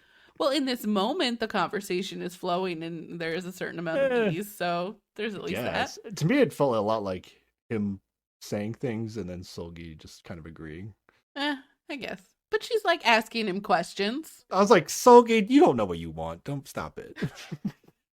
She wants to know more about him, which she is accomplishing. She might be asking too many questions, Sarah. I don't know. But he is answering them, so she's allowed to continue. Like a normal person. I don't know. Again, I want to see what they're like in paradise. Yeah, because I feel like definitely. they might be lost. She might just be a little lost in the moment here. Oh yeah, then they start telling them about what they have to do on Inferno, and Jin-young's like, you're messing with me, right? Like that's not real. Like what are these hellish conditions you're talking about? We have to go get our own water from like 100 feet away. But then they start saying like, oh, we have to get our seaweed from the ocean and we have to go fishing. And like they don't do that though. Like they do not go fishing. They might. The show has never mentioned it. No. You think they were just trolling? They were trolling? Oh yeah. The seaweed and the fishing part, they were 100% trolling. Everything else is food just appears before them and they must cook it. That is it. Oh, okay. I wouldn't have even thought to think that they were messing with me. I would have just been like, oh, okay, that's what you do here, I guess. Well, yes, but that's because you're primed to go on Survivor. Jin-young is not prepared to go on Survivor. He came to have a good time and then go home and ride his motorcycle. That's all. But then let's go over to the loser's lunch. Somebody asked the guys, because the two girls that went to Paradise are not here. But I think Jungwoo maybe asked the guys if their feelings have changed after going to Paradise. And Dongwoo, I feel like indicates that his feelings have changed. I don't know. He says it but it's in a riddle way that you don't really know. Yeah, he's like, well, of course, getting to know a person better changes everything. I'm like, that could mean anything, Dongwoo. That doesn't mean anything. Yeah. To me, I feel like Dongwoo and Yunjay are like going to extreme lengths to honor the rules of the show. Where like they're like too good at it. Like some of these people are just like we're gonna get Hanbin later, and he's just gonna be like to Seiyon, he's gonna be like, I really liked how you were cutting those onions on the first night, and it's it's like he literally wrote in his postcard, I like the way you chop onions. So he's like, he's not going to the lengths that Dongwoo and Yunjay are, and it's kind of, I feel like that is what's contributing a little bit to why Dongwoo and Yunjay look a little bad in the situations, because they're honoring the show's rules too heavily. But it's not like given what Hanbin says later. Like it's not actually a rule. They're just being obscure and they don't need to be. I mean, like what is a rule? Like the show is not going to kick them off the show, So I don't know what punishments could possibly be built into the rules, but like the spirit of the show is that you're not supposed to necessarily say who you like or dislike. But so Dongwoo is like being vague here and be like, oh, I think like I have changed, but you don't know if it changed in a way that like, oh, I wasn't sure about Seul-ki and now I really like her, or if it's like I thought I liked Seul-ki and now I don't. Like it could be either way and you really don't know. Yeah. You have to like go off the vibes he's giving off instead of listening to exact words he's saying. Yeah. But they do show, like, they cut away to some shots of Nadine, and she's like looking vaguely uncomfortable. Whether or not that happened in that moment, Yeah, and I that's don't what know. her face was responding to, who knows? But that's the story the show is trying to tell. Yeah. Nadine does ask about the new guy though, but they haven't really had a chance to talk to him. So they just say like, "Oh, he seems calm," and she's like, "That's what we thought about him too." Okay. Not that he was super ripped and cool. No, that's not what we talked about at all. And then the special people come back from their lunch, and Yes. Jin-young introduces himself, and then he's immediately just like, "So, who went to paradise?" I like this guy. Yeah, because he asked the girls in their special lunch, like, did you go to paradise? I bet at least one of you did. And they're like, Yeah. well, that's not for you to know. We're not going to tell you. And then he comes back to the group of everyone, and he's like, tell me. And they're like, oh, it's those two. And that's not something that they had to withhold. Like, they could have just told him, but they like chose to be weird about it. I don't know why. But he looks a little like, I don't know, taken aback for a moment like that. Like, why didn't they tell me if it was both of them? But yeah, it is weird, I think. I do think it is weird. And then Nadine chimes in because they're talking about paradise so much. Nadine's like, Inferno is okay too. Yeah, she is definitely on team, like, outdoors are nice. It's not so bad here. Nadine is great. I love Nadine. Yeah. She's so good. And Nadine's going to try to talk to him on the walk back to the tents. Yeah, the whole group is leaving, and he's like in the very back, and she's kind of like, Dongwoo is like walking near her, but she's like, oh, we must wait for Jin-young, and they start just having a casual conversation, and she tells him how cool he seems, and he's like, no, everybody else seems so cool, and it's just nice. But then you get these shots of Dongwoo just like looking at her like, why are you talking to the new man? Don't do I that. did not notice these Dongwoo shots. Oh, no? No, he's definitely just like, he's just paying attention to her, really, is all it is. Oh, okay. That's good. I liked that at some point when Nadine's talking to the new guy, she's like, I made an effort to look pretty today. Yeah. But that seemed unrelated to him coming, because I think she was saying like for the men's like competition, she was trying to look pretty, but then I don't know if she was trying to admit to him that she usually doesn't look this pretty. I don't know. She looked the same to me, so I don't know what's going on. And then in her confessional, she says that she thinks he's adorable and makes good eye contact. But then I don't know. I guess he was making better eye contact in their walk than he was with the at the special meal. Yeah, he's warming up to the idea of being around people. Maybe he seems like he will get over his shyness pretty easily. You know, like it's not like crazy shy. Yeah. So the rest of the day, before we get to trying to match up again with the men announcing their picks, they're just gonna kind of like. I guess they get free time, but it seems like there's just a bunch of one-on-one conversations that happen. Yeah, everybody hunts down who they want to talk to. Yeah. Let's go through these. Okay. First, I think we get Hanbin hunts down Soyeon. He like goes to the girl's tent and he's like, Soyeon, come out and talk to me. Yeah. And they go for a walk. With it. She's cool. Yeah. And he's like, I've wanted to talk to you, but, you've just been so busy because she's so popular. She's always got somebody talking to her. She says that Hanbin is, like, working really hard. At least, like, it seems like she'd be talking about, like, with making meals and stuff, but it seems like Hanbin might just be, like, the catalyst to, like, make the group do things in general. Is that the idea you got from this? Well, she says like he's making an effort to make sure everybody gets along. I don't like he's because he's the most outgoing one, right? Like so if they're in a group, he's probably starting a conversation. That's right, yeah. And then he is like tells her about the onions thing. And I just wrote my notes, cheating, he cheated. I don't think this is cheating. This is exactly what you're supposed to do. I think it's cheating, but it's what's production gonna do? Yeah. I don't think it's cheating. It's after the fact, it's fine. But yeah, you see her realizing that, like, oh, it was him who wrote the card because she thought it was. The whole point of the show is that these things are anonymous so that you have to, like, dig through the social cues of what's going on. And he's just like, oh, yeah, that was my postcard. This happened last season, too, It wasn't This is going to happen on the show, but I think it's against the spirit of the show. But yeah. If they had a problem with it, they would have made a more specific rule about it, I think. Given that it did happen last season. I just think they can't do anything. They can't do anything to these players. Like, they can't just kick them off the show or, I don't know. That's true. The worst thing they could do is just, like, make it so he automatically can't go to paradise, I guess. But No, they I could give don't- him a bad edit. Like, that could be the punishment. Like when it comes down to it, like, nobody's here to find love, right? They're here to get, like... Why not? Because they're all, like, models and shit and trying to get more exposure is usually what happens on these shows, right? Like, they want more Instagram followers and, like, that sort of thing. Is like, nobody's really thinking, I'm going to find the love of my life on this show on an island in 6 days. I don't think that's true. I think, if anything, these people probably think they actually will, and they're a little too optimistic about it. I think that's the kind of people they cast on these shows, I think. I don't know. I must be more jaded than you, I guess. I don't believe any of them are actually here for it. No, because that's what you would think if you went on the show. Like, you wouldn't believe that you could really get in a serious relationship over the course of 9 days or whatever this is going to be. But also, like, you look at first season, like, none of the people who coupled up and left, like, actually ever confirmed they were in a relationship. I'm not saying the success rate is high, but the people they cast in these shows legitimately think that they can find love on these shows. That's what I think. I do not agree, but okay. Interesting. But yeah, but I do think, like, a bad edit on the show could be a form of punishment, you know? Like, even if that's not why you're there, like, you don't want to look like a jerk on this show, but production can make it look like you're a jerk on this show.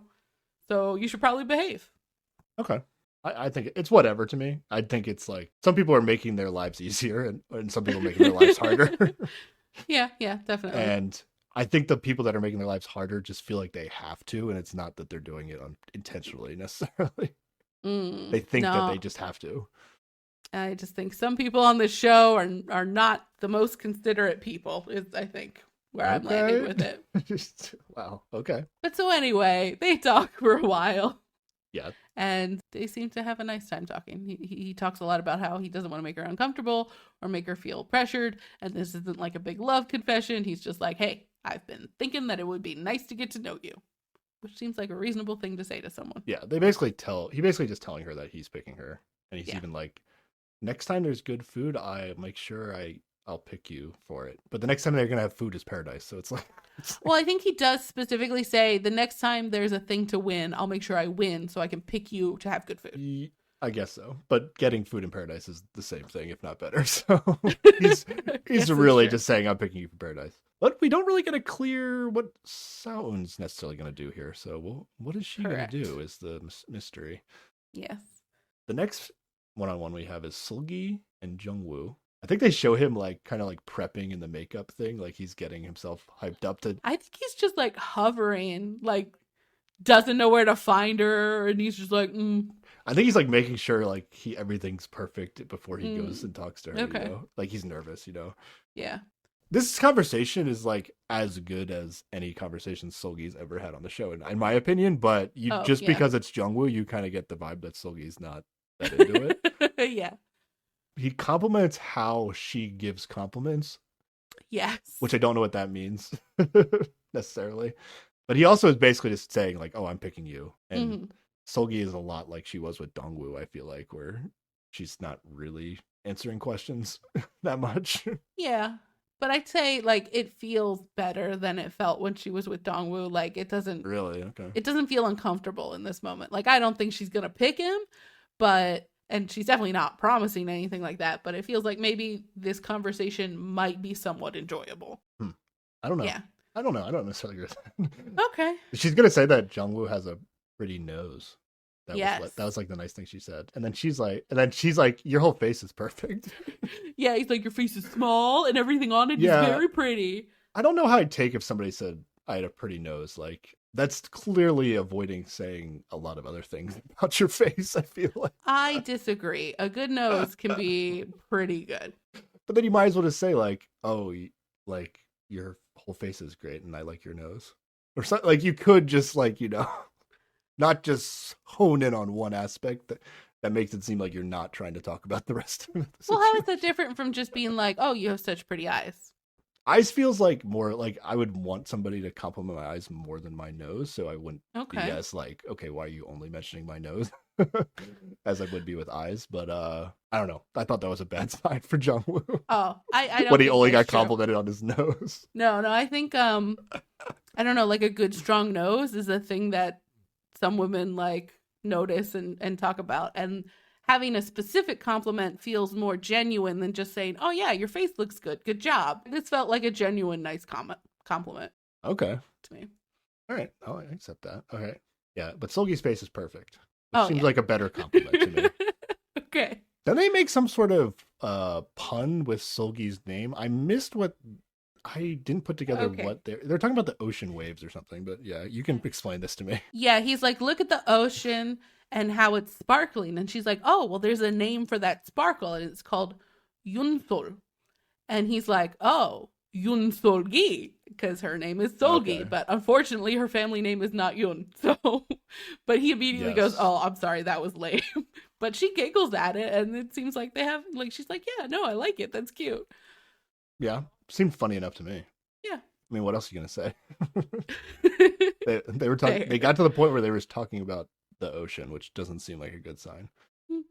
Or they were comfortably enjoying the view. I don't know. Jungwoo is going to be really pumped about this conversation when he gets back to the guy's tent. Yes, he's going to like meet up with Yunjay, and he's like, bro, I did it. I talked to her. He's like, we're going to paradise, baby. Here we go. Like, that's the vibe he's giving off. We are going to find out later that this man has no idea how anyone feels about anything. He is bad at picking up on things.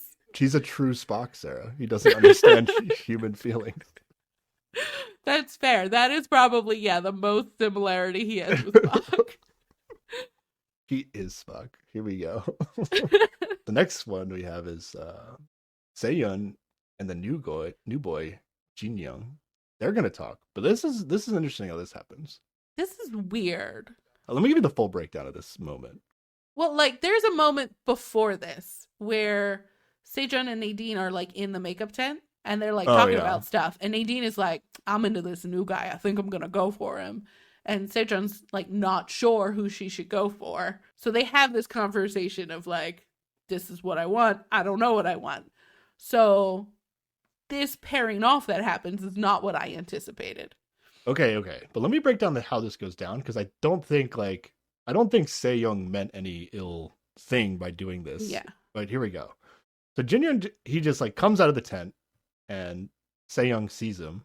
I guess her and Nadine were out on the women's tent porch or whatever. Yeah. And she's like, oh, is there anybody else in there?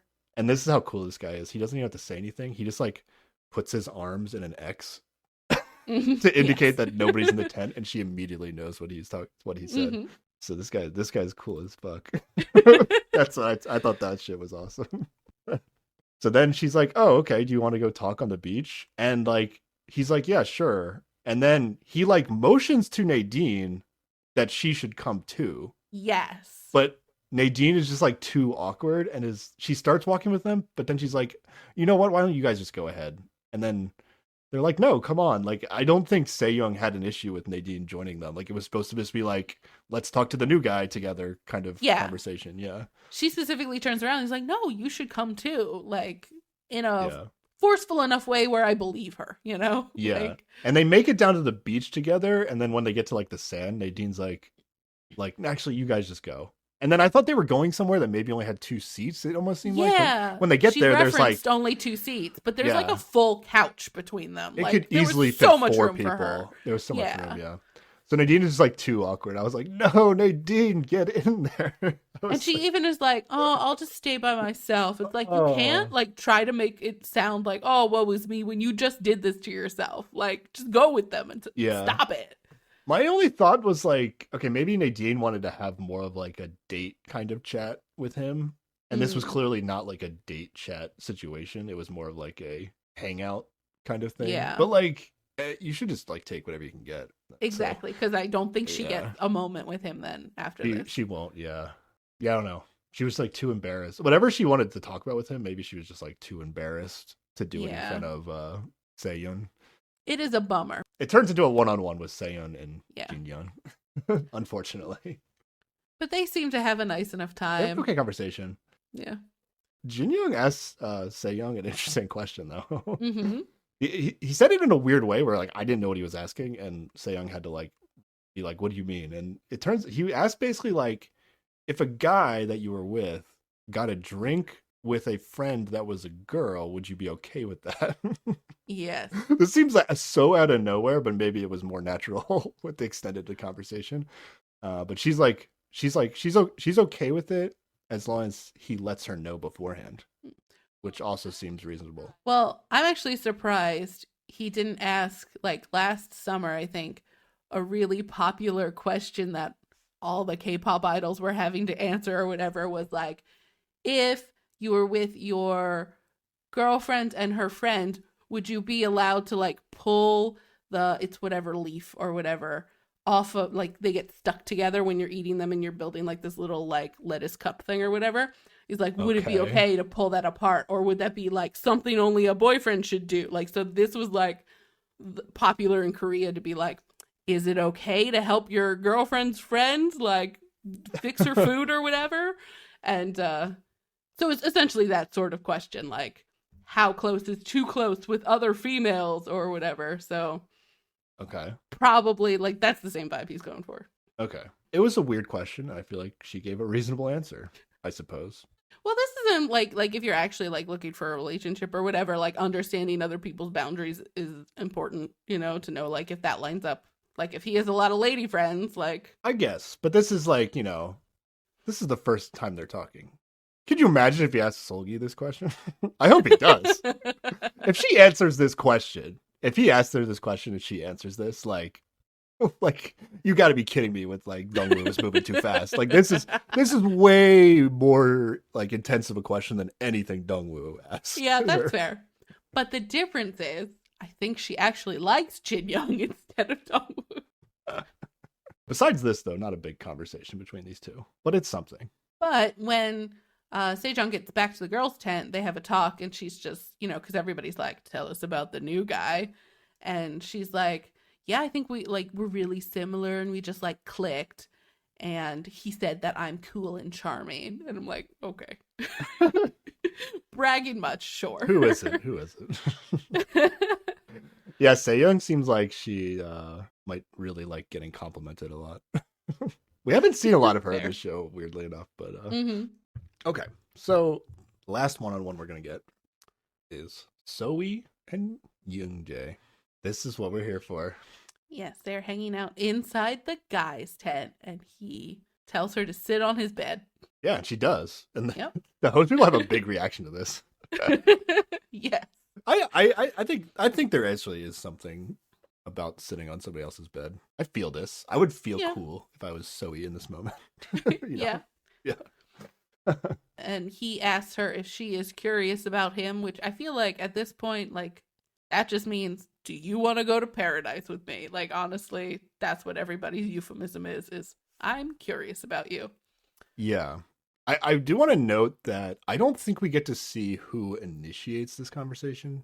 We do not, but later when he's talking to the guys, somebody asks, and he says that she initiated it. Okay, that's what I would have guessed is happened. Like she came into the guy's tents when he was the only one there, and then this what started this conversation. But I think that's worth noting.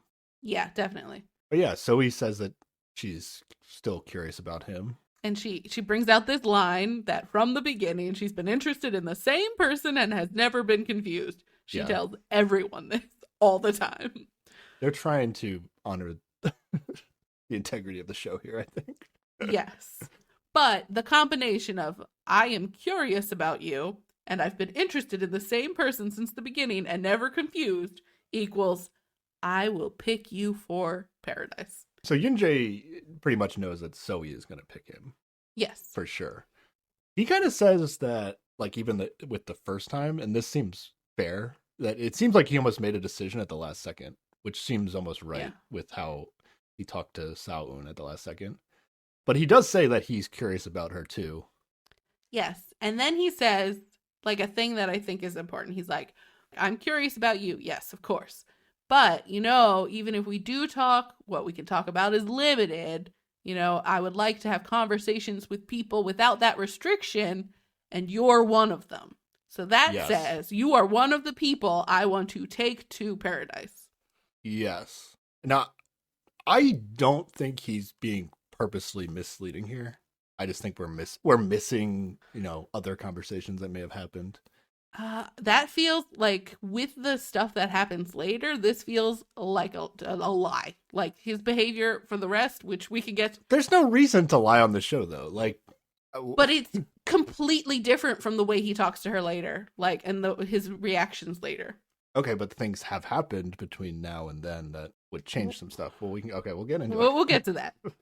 I left this conversation feeling good about these two. I did too. This seemed like a good conversation. Mm-hmm.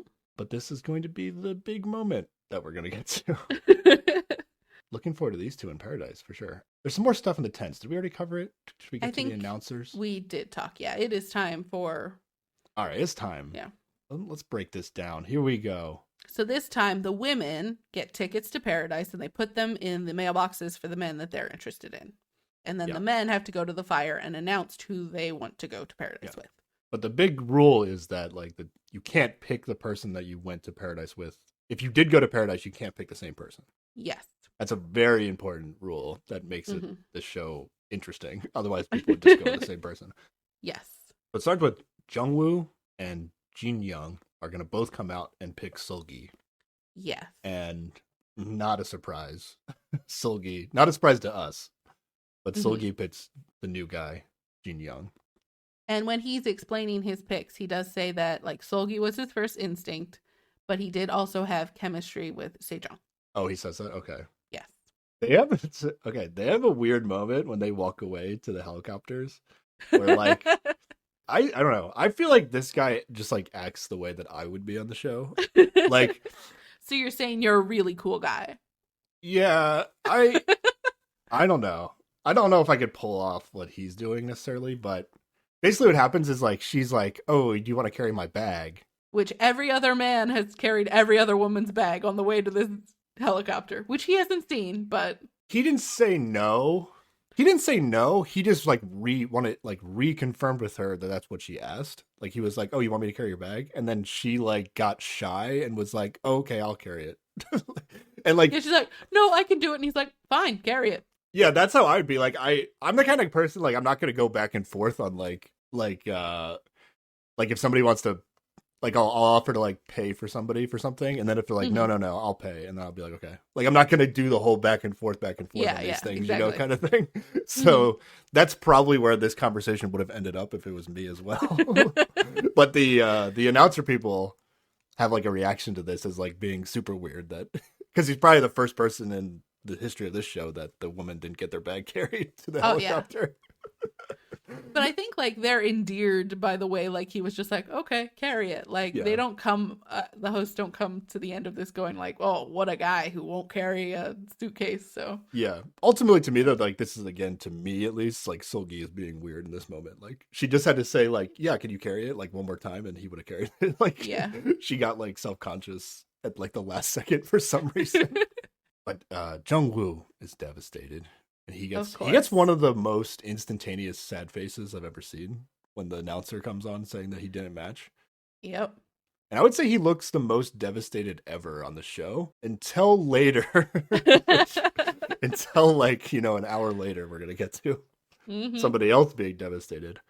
And then here's my production point here. So, like, Jungwoo goes into the tent here, and he is very obvious with his emotional state, with his face, in a way that not many people show on the show when they're around other people. And then he just goes in the tent, sits down, lies back, and is, like, visually being very upset in a way that's unusual for people in front of other people on the show. And then they just cut to shots of other guys in the tent, and they're not saying anything, and they almost look like it's just, like, them waiting for, like, them just chilling. Yeah. Like, they're not having reactions that would be to him walking in the tent. I don't think they're actually in this tent right now. Yeah, they would have said something like, oh no, too bad, or oh, you're back, or, like, they would have said something. Yeah. I think you're right about the weirdness here. I don't know why production is tricking us. Like, I guess they're making the moment sadder by having these other guys in the tent not saying anything to him. I don't know what it is. I have a question for you though, Sarah. Yes. Does Jungwoo go to paradise with Seul-ki if this new guy doesn't show up? Ooh, probably, I think. Yeah, I feel like Seul-ki might just pick him, and even though she's not interested in him, and it would just be another awkward date like she had with Dongwoo. I think it would be slightly less awkward than she had with Dongwoo, but still, like, I don't see ultimately how, a little but awkward. Less awkward. It could be less awkward. Okay. Maybe he won't ask questions. So yeah. it'll be like nobody's talking to each other, so that somehow is less awkward. Or if maybe she's asking questions. She doesn't ask questions. She's not gonna ask questions. Has she asked anybody a question other than like?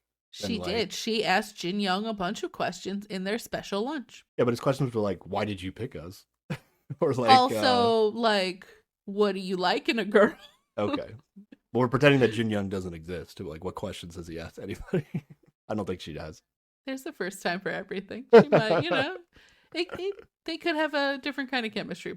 I feel bad for Jungwoo, but I'm glad that he's not going to Paradise with Seul-ki. He doesn't need this. I think pretty soon he's going to be one of those guys who's just like, I just need to get there with whoever. I don't care. Like, this is sad at this point. I hope he does, yeah. Except I don't think that's actually going to happen. Yeah, it looks like he's going to be the sad boy of the season here, if things go the same as season 1. Yeah, definitely. All right, next boy to announce is Hanbin. Yes. And he's going to double down also. He's going to go with Saeun. But yes. It's a match. Here we go. She comes out of the tent. With a ridiculously heavy suitcase, and he runs over to pick it up for her immediately. This is how it's supposed to be done on the show, Jin-young. Yo, this guy, Hanbin, he doesn't sprint, but he like goes real fast over to pick up. Like he leaves his bag at the fire, runs over, grabs her bag, and then he like quickly walks over, gets his bag, and then he's like booking it. He's like still walking, but he's basically like booking it to the helicopter so that she can't change her mind. He's like, he can't believe it. He's like, okay, we gotta go real fast before anything happens. He's just an excitable little ball of energy, you know? Yeah, he is pumped. Oh, yeah. And then he's like, and then she's like, I hope my suitcase isn't heavy or something. And he's like, oh, it doesn't feel like anything. It's like it's part of my arm, if you know what I'm saying. Oh, Hanbin. Mm-hmm. And then we come to Dongwoo. Oof. He picks Nadine, and then we get a little confessional where Nadine says that she's down to having to pick between the guy she's interested in and the guy she's talked to the most. And I love this little sick burn.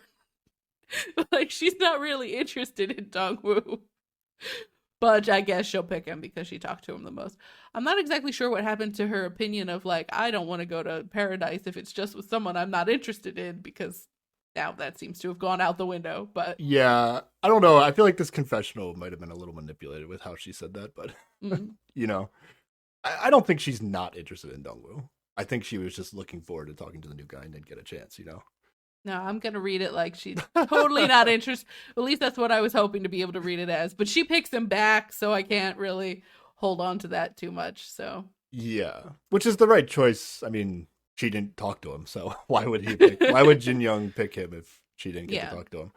But at least we're going to be able to find out about her. I'm happy for Nadine here. Yeah. I want to see these two in Paradise. I think this is going to be good. I'm happy for Nadine. We're going to find out her age and occupation. Let's go. Yeah. And the hosts say, I feel like their vibes will match, which is exactly what I think. I think it's going to be good. Yeah, I was going to say, Sarah, did you still want Nadine not to pick? Oh, 100%. You still want you wanted her to stay in Paradise, in Inferno. Hey, she says Inferno is fun. So it's fun, but I mean, it's not going to be fun with these people that are. No, but what would have been great is if she was stuck back at Inferno, but also Dongwoo was, and then, like, I don't know, that moment of knowing that she didn't pick him, just the awkwardness would have been fun for me. That's all. I just don't want Dongwoo to be having a nice time in Paradise. I'm sorry. I don't get you're like, you know what? I'm just going to pick a couple people every season and just shit on them. Like why? Mean, he brought it on himself. They're on a show that makes you do these weird things. He didn't have to tell her that basically he was going to pick her, which is essentially what he did. He didn't, but okay. I mean, he said he definitely did. He stuck to the rules of the show. He admitted that he was interested in her, but he was also interested in somebody else, and he could only pick one. You know, all indication pointed to he was gonna. What are you supposed to do? What are you supposed to do on the show, Sarah? If you're interested in two people and you want them to know that you're interested. Yes. But you have to pick one of them before the other. Like, what do? Do you have to tell the one person, you know what? I'm not interested in you. And then later you'll be like, hey, I'm interested in you now. Is that what you're supposed to do? No. What you say is, right now, I am curious about someone else. Tomorrow, I will be curious about you. Because that's the euphemism we have chosen. At the very least, all he had to say, like, just what he said to her was, what was it? Oh, well, I will be able to talk more in paradise. Like, that was like, later today, we will talk more in paradise is essentially what that sounded like. It gave every indication that he was going to pick her. All he had to do was not say that. Because that was like the thing that told her, hey, yeah, I'm going to pick you. It's just, they just have to leave these shitty things out that seem like a big signal. You're choosing to view it as like the most negative way as possible. Whereas like, the reality, but like in reality is like, he's probably like really interested in getting to know Nadine, and he wants her to know that. And the best way to show, like, to indicate that is to say that you want to go to paradise with them. And even though if it might not be this night, you like still want to do it eventually. I guess, but like also they had just had this really open conversation where she's like, I am interested in you. Like, why not pick her first? I mean, I don't know why he didn't pick her first. Yeah. I'm assuming he said the same thing to Seul-ki, but maybe not. I don't know. I mean, as far as we know, he did not have a conversation that was as direct with Seul-ki. So there's no reason he couldn't pick her the second time. Yeah. I just don't like the like clear indication, like, I'm going to pick you and then not picking that person. I don't know. I just think it's a tough spot. And ultimately, it's not like Nadine missed out on going with anybody else. That's the other thing. I don't know. I'm more forgiving on these shows that make you do ridiculous things. That's no fun. It's more fun to be upset about things. No, it's not. Now, Yunjay, what's about to happen with Yunjay is a little bit more questionable, I think. Oh, this boy. But here we go. Yunjay comes up, and basically, out of the show, there's like no reason that he wouldn't pick Zoe here. Mm-hmm. But then he comes up and he says Nadine. And for a minute, I was like, "Oh, justice for Nadine! Somebody's picking her." But then I'm like, "You actually thought that." There was a moment, and then I'm like, "This doesn't make any fucking sense. Why is he picking her?" Yeah, he just knew Nadine was the least interested in him, probably. I think, or they at least like haven't talked at all. Yeah, because he didn't pick. Like, there were 3 girls interested in him that he probably knows of, and he didn't pick any of them. So he's picking the one he thinks is least interested in him. Yeah, he's essentially trying to stay back on the island, so he's not like going with someone who isn't Soen. Like, he's like full in on her. Yeah. And I guess he is expecting that she is also gonna just throw away her vote and stay back, even though there's no indication that this is what she's gonna do. Yeah. I think it's a dumb strategy on the show, but like some people have this personality where they're like, okay, it feels like he like has real feelings for Saun, you know? Like that's like he's really invested in their paradise experience and how well it went, that he would feel guilty going with anybody else to paradise almost. Which seems a little extreme, but I can kind of understand it. Yeah. Like, if that's how he feels, that's how he feels. Sure. I believe this exact thing happened last season, but it was a girl that did it, right? Yes. I think So-young last season. Yes. The athletic girl, she did this exact. Well, it was a little different. I don't think she picked the person that was least likely to pick her. I just think she picked her second choice. I think she kind of maybe built this narrative around why she didn't match after she didn't match, you know? Yeah, it was a little bit. Sketch. Yeah. But she got, and this is like, I liked her in the beginning much more, but and then it kind of spiraled starting from that point where like when she started building this narrative, and then she kind of like tried to make the guy feel bad for for having going picked with somebody someone else. Yeah.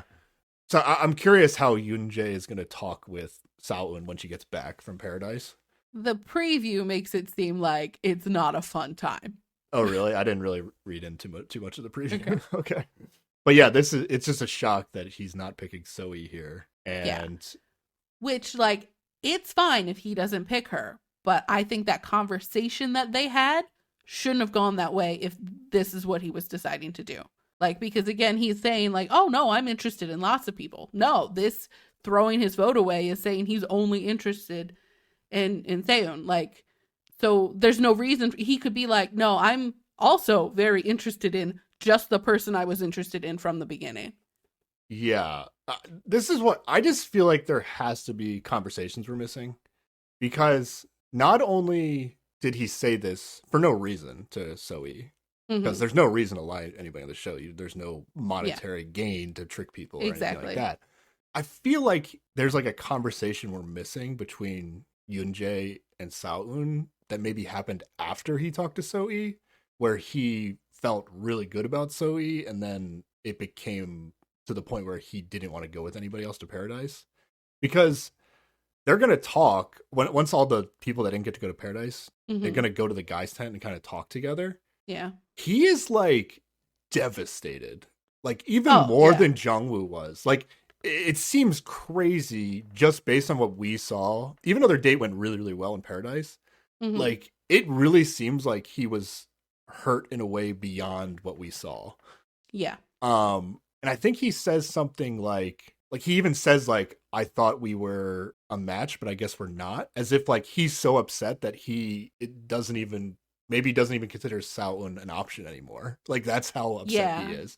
Like, I think Zoe says like he's like, because he's like everybody can see how upset he is, and she's just like, oh, he's never like been rejected before, assuming that he's just upset about not matching with the person he picked to go to Paradise with tonight. But it's more intense than that, I think. Yeah. Like that, I think we're missing something. Yeah, but he says something like, I didn't get rejected, but we're just not a match.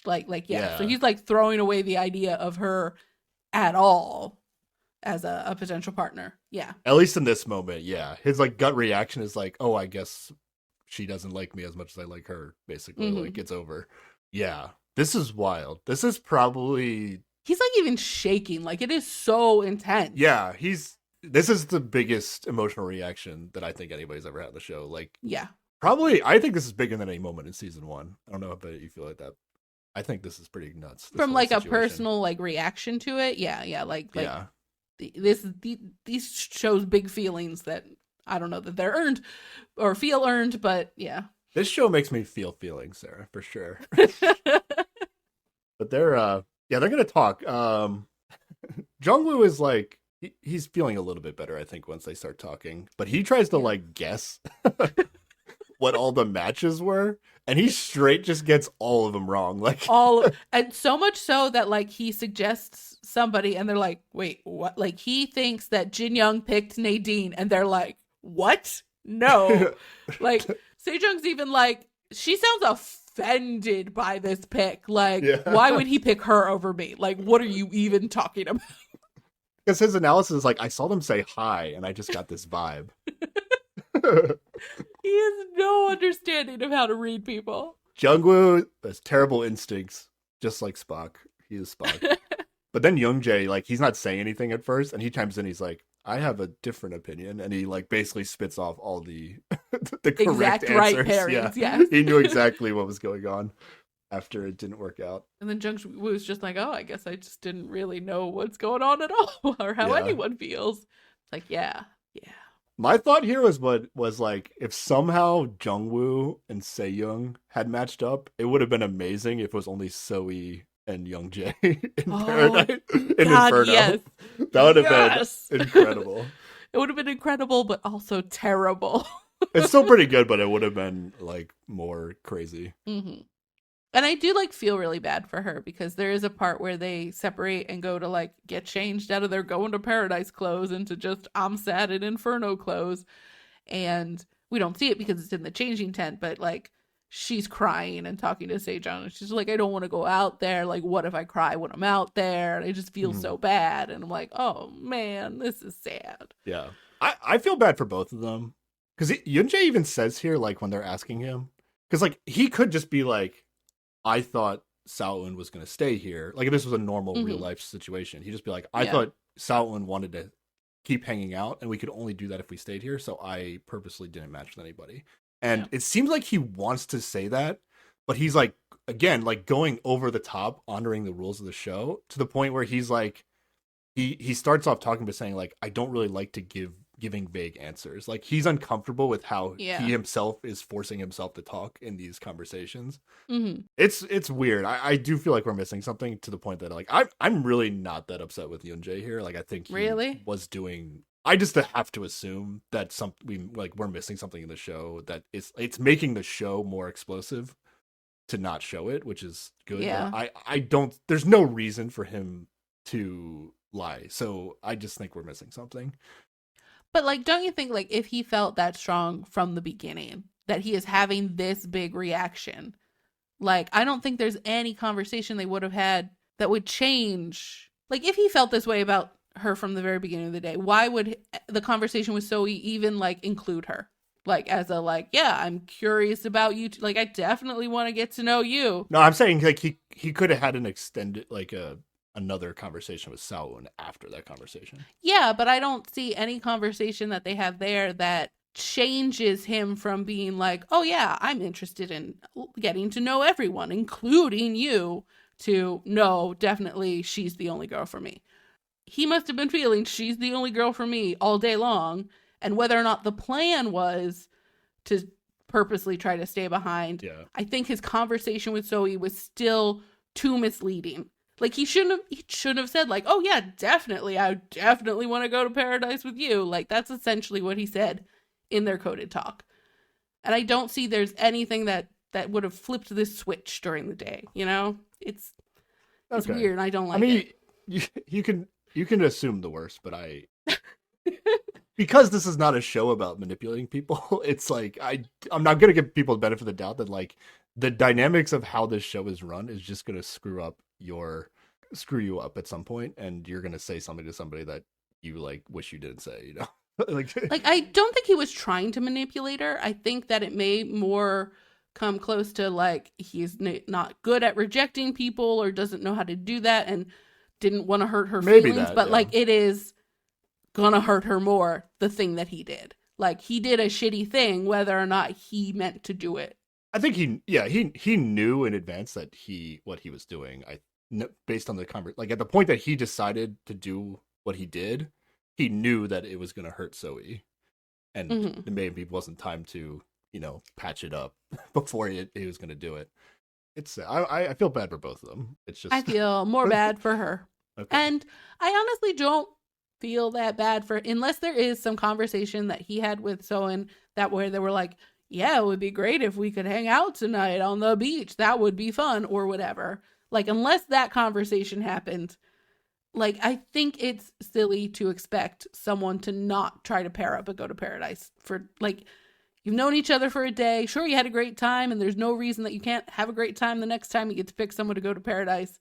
But, like, this expectation that she would definitely stay behind with him is a little too much. I just think it had to have happened. It's the only thing that makes sense to me to justify all the conversations and feelings. Maybe. But, but I have no proof for it, so... Yeah, I'm choosing to believe that it happened for my own understanding of why this is happening, but fair. I don't know. Yeah, Zoe puts on a pretty brave face. Like, she's still fairly cheerful when they're talking in a group. Pretty impressive, actually. I still like Zoe. Yeah. But like you said, she's going to cry in private to Jin-young. And then in her confessional, she does talk about how, like, I don't know when she figured this out, but she does think that he intentionally didn't match with her so that he could hang out with Saoun. Like, she figures it out, kind of thing. But yeah, you're right. You can't blame Zoe for anything in this situation. Like, she is 100% justified in thinking that Yunjay was going to pick her. What I was wondering is, are you kind of surprised that Jin-young still hasn't gone to paradise, Sarah? She's like the healthy and attractive girl. I am surprised. And it's funny, there is a moment when the guys are talking earlier. It's after she has a conversation with Jin-young, and they're like, how did it go? And he's like, she's the girl crush girl. Like, he's just like exactly picking up on her vibe of just like this really cool hot girl.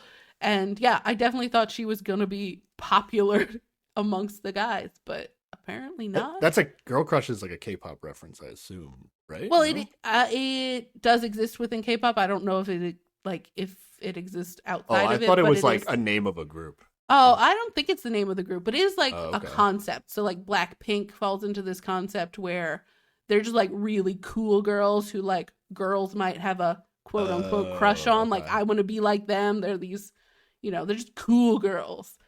Okay. Gotcha. Okay. So yeah, that's kind of the vibe that Sejong has. And I definitely thought she was going to be popular. I mean, she did say she came to meet people who are just as hot as she is. So like, I thought someone would also think, yeah, she's hot. Let's go. Yeah. I was more down on her in our first 2 episodes because she was a little like, it was just like too much to me. And I feel like, I don't know, maybe this is like culturally, like this is also too much for Korean guys. I don't know. Like, is she being too aggressive with her flirting in a way that the guys aren't feeling it? Has she been that aggressive, like actually on the, like, I feel like, sure, her promo package came out strong. Has she been that strong on the beach? I don't know if that's... Well, she's like, I'm a beautiful sight too, aren't I? And then that's true. She's like, she was definitely flirting with Yunjay in a more direct way. Yeah, you're right. And I just don't know if it's maybe like that kind of vibe is not what people are looking for. Like, she seemed like she's better suited for like an American dating reality show. That's how I feel. Yeah. But it's just not working. Like, not only is she not gone to Paradise, no one has picked her. Yeah. She got a postcard on the first day based on her looks, but after that, she has not been selected. Yeah, I'd say she's probably, like, her vibe is less of the most popular vibe that guys go for, probably. Like, Seul-ki's the vibe, right? Like, this sort of, like, sweet, quieter, a little bit more demure sort of vibe, rather than this just, like, I know I'm hot. I'm not vibing with Seul-ki, so I'm the wrong person to ask about Seul-ki. I'm not vibing with Seul-ki at all. Also, is Sejong the only one that switched her pick that didn't have to? I'm trying to think. I feel like she is. Yeah. Yes. Everybody is sticking too much with people. But it didn't matter if she switched or not. She wasn't going to go. Yeah. So they're not feeling good. But they have to make dinner. They do get very excited though, because it's packs of ramyeon, which is Korean ramen. Yeah. And they're like, oh, and yeah. Eggs. And eggs. It's basically stuff that, like, you don't have to be a chef to know how to make. Yes. Yeah, I think that's why they're excited, because Hanbin is not there to make the food for not them. there to provide for them. Yeah. But throughout the food making process, like, Yunjay and Zoe have to, like, kind of be near each other, and they have to help each other with the food, and you can tell, like, Zoe is still into Yunjay, Oh, definitely. But she's also still sad.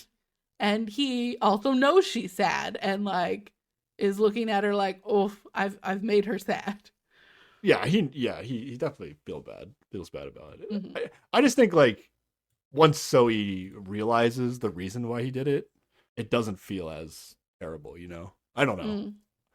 I feel like she's still, especially now that he was like, oh, I guess we're not a match about Seul-un. Like, I feel like she feels like, oh, she still has a chance, like, it's not. Yeah. She is the next girl up now, still. I feel like in this show, everybody feels that way all the time. Most like, people do. My chance is coming up. And it's like, no, it's not. Try someone else. The show is built to make you feel that way, you know? Because it's like, definitely. It's like, oh, okay, they can't pick the same person. Now it's me for sure. Mm-hmm. I would like to see these two go to Paradise, I'll say. Yeah. I hope what happened last season with the person that did this or claimed they did this strategy is that they got upset with the guy and then ended up going back with him anyway, right? Yeah. So I kind of hope we get more of a spicy dynamic where Yunjay gets to go. He moves on. Or Zoe gets to go with Yunjay. He doesn't have to move on, but I hope that he, like, gives Zoe a chance before going back, kind of thing. Yeah. I agree. That's how I feel.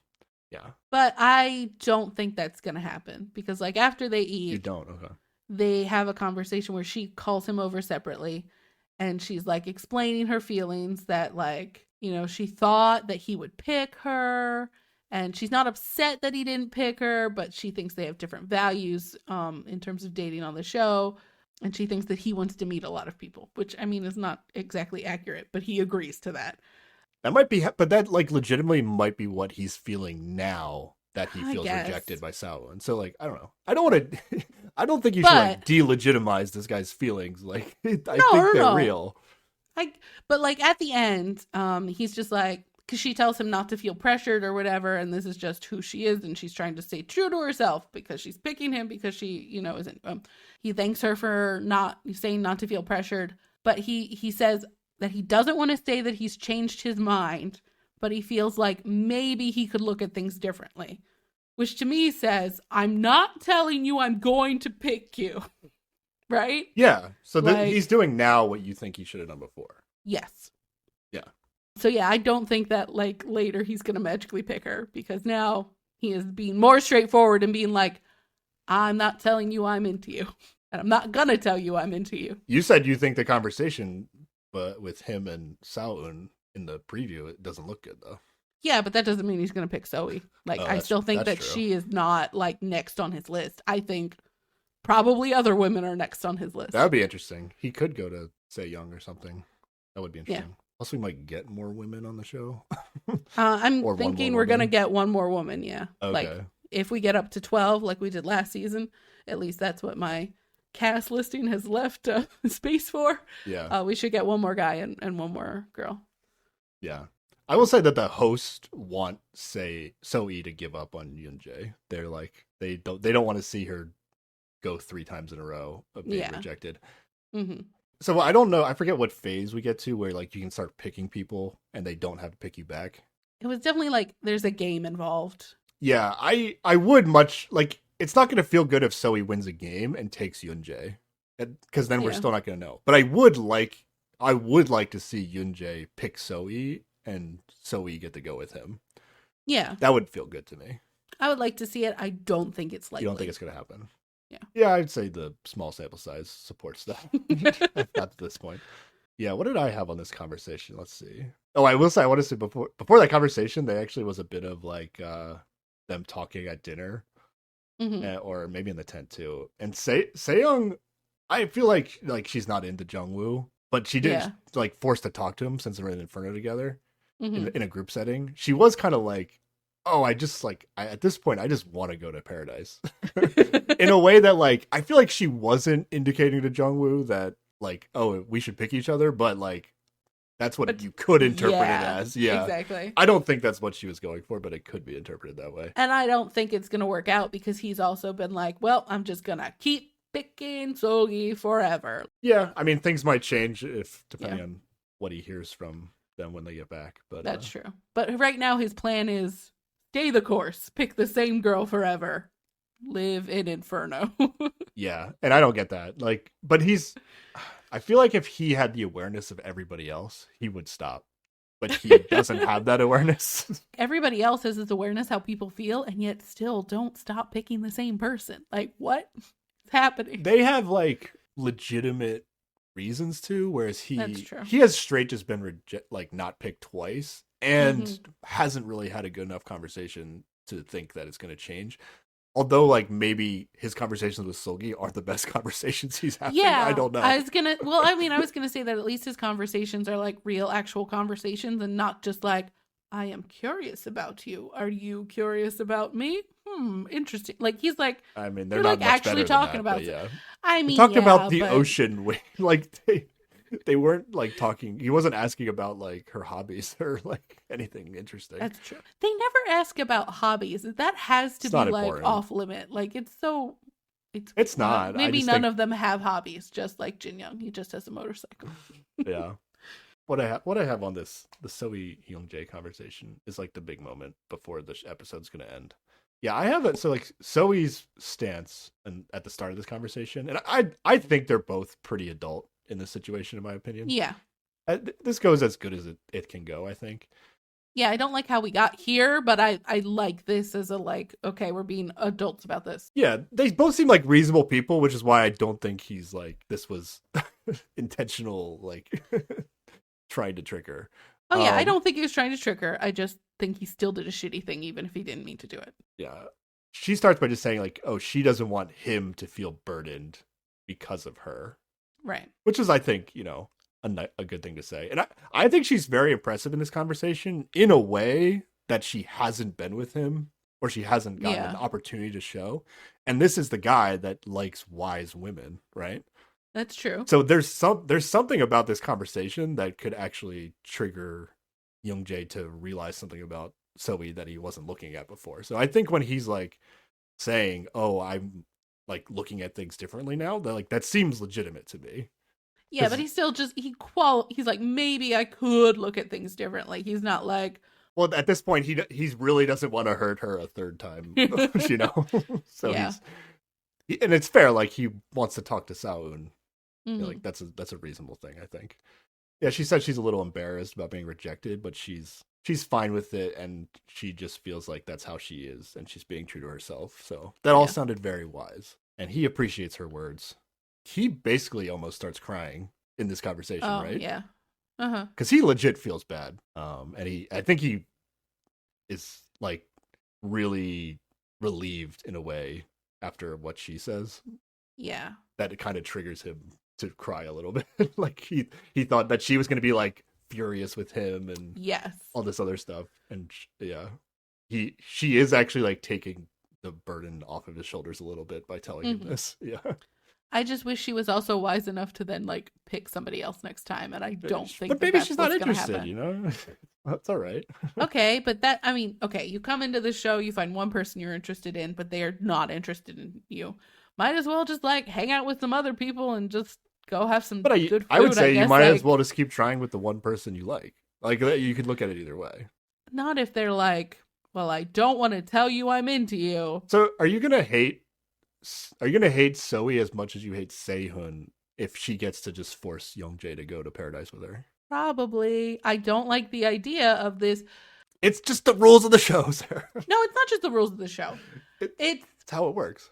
No, it's this constant like, well, if I just persevere and keep pursuing this person, eventually they'll come around and they'll like me. Like it's just perseverance. You just got to chip away until they like you. Like that's toxic, terrible behavior. But at the same time, they're not like them full selves on this Inferno, right? So like at no point are they being able to share anything related to their work. Like what if she gets to go to Inferno and or gets to go to paradise, and then she gets to reveal that she's like a professional dancer, and then she like shows them how good she is at dancing, and it's like, oh wow, wait, you are a totally different person than what I thought you were. I don't know. Then she's doing a bad job on the rest of the show. Like you have to be able to show your personality without like I agree, but showing your job or whatever. Like, and I, especially when you have a conversation as direct as this last one is, as close as we can get to direct on the show, where he's like, yeah, I didn't change my mind about how I feel about you. So, like, that's, like, I feel like the end of this conversation, he's like, yes, I'm sorry for what happened. I don't feel things for you. That's not what he says. I mean, it's not what he says. He says like, he's starting to feel, he feels differently about things. And he actually says, like, I will get back to you as soon as I can with how I'm feeling. Like he's gonna initiate a conversation with her later is the idea. Yeah, but he's saying, I'm not saying I changed my mind, but I could maybe look at things differently. Like he's leaving the door open because he thinks he's being a nice guy or whatever, but he is saying like, I have not changed my mind about how I feel about you. And he's saying he'll do a better job in the future. Like, I'll let you know before it's too late, like if it does change. So like at this point, pessimistic way of looking at that, but okay. No, I think that's like I don't know how to read this other than that. That is the only way that makes sense to me. He's just saying I want to talk to Saoun before I make a decision and hurt your feelings again. That's how I feel. Is what he's saying. But like, okay, still, like he comes back after talking to Saoun and is just like, no thanks. Like then you got to let it go. You know, you can't. Oh yeah, just that happens. pursue people. Yet. For the sake of just like, well, I'm being true to myself. It's like, yeah, but you're also harassing somebody else. It's just a show, Sarah. It's not just a show. Yes, it is. It's not, because it's also media situation. like modeling behavior and saying it's okay. Because like this is the thing that like people think in the real world works. Like how in like all kinds of media, especially like when it's guys pursuing a girl, there's always the storyline of just, well, he kept at it until she said yes. Like, I hate it. It's gross. I don't want it. So when you have like real people doing this bullshit on the show, and like last season, the hosts were all like, oh yeah, Sehun, he just kept at it until he got that girl in the end. I'm like, no, gross. Don't do this. Not okay. Yeah, the show is putting weird constraints on everything, but I don't like it. So yeah, if she does the same thing, I'm going to be annoyed with her too. I think you're too all or nothing with like once they make a pick, like it means this extreme thing, which is not the case. Like a lot of these decisions are like short term, like coin flip decisions that then snowball into these emotions that like I don't know. However, if you go on this show, I just say you do you. If you want to, you play it however you want to play it, and I'm not going to shame you the way you play it. Like this is the show. You have these mechanics to try to get to know somebody or potentially force somebody to have a conversation with you. But it's just a conversation, right? Like it's not. There's no implication of anything greater than like, oh, you might have to talk to this person at a nice hotel. Like it's not. There's nothing extreme about it, in my opinion. I don't know. I will judge people for how they behave on the show. Okay. This is more of a feel good show for me, Sarah. I don't watch a show to then be angry at the end of it. Oh, for me too. But sometimes I get annoyed with people. I can do both. I contain multitudes. It's okay. Okay. Well, I like everybody at this point.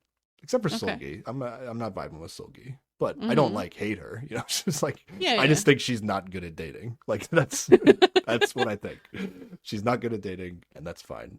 She'll get better. Okay. What do you have from the montage for next time? Yes. It looks like Yunjay is real mad at Soyeon. Okay. I really don't know how you got really mad from whatever they showed. Okay, well, like really mad is like Like they have a conversation that will be emotional. Like yes. Like It sounds a little who knows what loud, emotions will maybe. okay. It feels like he's upset. Okay, we'll say that. Well, he is. So yeah. Yeah. So they're gonna have a conversation about how she left him behind. And then it looks like things are going to get spicy with Seul-ki and Jin-young in a pool. But then maybe later he breaks her heart. Yeah. Spicy as in they will go swimming in a pool. The thing that everybody does. It looks like they might be about to hold hands in this preview. It's spicy. She will be wearing her swimsuit. Yes. Dongwoo missed out. But yeah, it does look like maybe he's gonna make her sad later, and that maybe things won't work out. By being like, well, yeah, this girl's not very interesting. Just like Dongwoo said. But she seems affected by this one, whereas yeah, because she actually likes cares this guy. Yeah, exactly. But I don't think I don't know. I am curious to see how different she is with a guy that she likes versus a guy she doesn't. Yeah, Other than just like, oh, I'll get into my bathing suit in front of you. We'll see if she drinks too. Do you think if he recommends drinking, she's gonna be against it? Probably not. Ooh, I don't know. Maybe like that was so early on in their date. I don't, unless something happened on the helicopter that made her switch. I really just don't know what happened. Yeah, it was the weirdest date by far. It was both seasons. Yeah, not a success. And then at the very end of the preview, Jongwoo looks like he might be upset about something. I don't know what it is, but he looks kind of mad. What doesn't he have to be upset about, Sarah? I mean, he is having a nice time on a beach, He doesn't have a lot of options. Camping. Yeah. I feel like at this point, you like the only real move on the show is to be like, hey, we haven't been to paradise. Both of us haven't been to paradise. Do you want to pick each other? Like that's, Yep. But that doesn't seem to be like a thing that happens. Yeah, everybody gets really fixated on like one person and gets upset when it falls apart. And that's the thing, Sarah. Like that's another reason why I think like, okay, these people legit think like they're gonna find somebody on the show. Like they're not just here to have a good time. Like they're willing to put themselves through this like emotional torture of picking the same person over again and not being reciprocated because they like think that this person that they saw is like their love of their life or something. I guess. But I also feel like to a certain extent, like these are all crazy hot people, right? They're not used to actually getting rejected in the real world, maybe. And like actually that happening is just like, what? This doesn't happen to me. And they don't know how to process it. I think that might play into it with some people. That could be true, yeah. Okay. Well, I was nothing but good vibes. Hey, I had a great time. I love this show. It made me feel feelings, but I wasn't like angry at anybody when I was watching this. I wasn't super angry. I was disappointed. You seem pretty angry. Jesus. I guess. Still had a good time, I think though. Dongwoo and Raideen are going to be good together, and he's going to be... Maybe he can redeem himself. Okay, I'll admit, like, I also don't really like Dongwoo, but, like, my like, not liking him is kind of just, like, fixated on this fact that he's always talking about how he wants to eat meat. So, like, I'm trying to remove my bias. Okay. I don't think, like, Dongwoo is somebody that, like, I would want to hang out with either, but... Oh, yeah, definitely. If Nadine likes him, I think he is... There's no reason that they can't be good together. And But does she like him? I mean, she definitely did. She definitely did. Again, she's allowed to like two guys at the same time. It's okay, Sarah. Yeah. But I just think, like, she picked him the first time because they talked the most. And she got upset that he didn't pick her because, like, he gave this indication that he was gonna pick her. And so, like, maybe allowed herself to get a little emotionally invested in it. And, like, she just picked him again because it seemed like the safe pick. It didn't feel like, at least in her confessional little bit, that there was much of a spark between them, really. I don't know. We'll see. Yeah. You're telling me, Sarah, like, if somebody gave a slight indication to you at any point that they might not be interested in you, you would never consider trying to date that person ever again in your life. I mean, I can hold a grudge. This is not a real thing that you live by. Come on. Maybe. I don't know. I just think he should have worded things differently, and people make mistakes there. It's okay. Yeah, we'll see. Like it's a confusing situation. We'll see if he redeems himself. I'm allowing the possibility. I don't think production is super clear on what is and is not allowed. Some people take it more seriously than others. Okay, I'm excited for next time when we will be talking about episodes 5 and 6. Oh yeah, Singles Inferno 2. Also, for after Singles Inferno 2, we have officially bought tickets to WWE Monday Night Raw on January 23rd, and we will be podcasting about Sarah's experience at the wrestling event. I'm excited and still nervous. That's fine. It'll be fun. Yeah, and we're still planning to do potentially a recap and talk about the Royal Rumble the following Saturday as well. So we're going to do... Yes. I think we're going to end up doing 2 WWE wrestling podcasts in a row after the Singles Inferno. And then after that, back to our regularly scheduled nonsense. Unless something else comes up. Maybe. We'll see, yeah. I'm looking forward to wrestling as well. Singles Inferno, we had 5 episodes planned out at this point, I think. Yes. 3 more episodes of Singles Inferno, 2 WWE episodes, and then we'll see. Yep. Are you good, Sarah? Anything else? Any more complaints? No complaints about the show before we wrap it up. But I will say, if it is helpful to you to have a visual aid in remembering whose names are what, we posted one on Twitter that has everybody's names, including Jin-young, did an updated version. It's also on Instagram, so check it out if you need help remembering names. It was helpful to me after I made it. Yeah. Where can people contact us, Sarah? People can email us at keepwatchingpod@gmail.com, tweet at us at keepwatchingpod, Instagram at us at keepwatchingpod, or leave a comment on YouTube also at keepwatchingpod. And if you enjoy listening to me get angry about the slightest thing that some of these men do on this show, feel free to leave us a rating and review. It's always meant to, sir. I want to point that out. You have not gotten upset about anything women have done on this show. Hey, I have left it open that I will be upset with Zoe if she follows him to the end. I feel like you're gonna be less upset and more disappointed, though. Like, you're not gonna be like, "Oh, Zoe, I hate that girl." I don't hate any of these people. I disagree. The with point how you I talk was about trying them. to make. If you enjoy this, you can leave us a rating and review on Apple Podcasts or Spotify, and we would enjoy it. Thank you. Definitely, for sure. Good stuff. All right. Thanks for listening, everybody. Bye. Bye.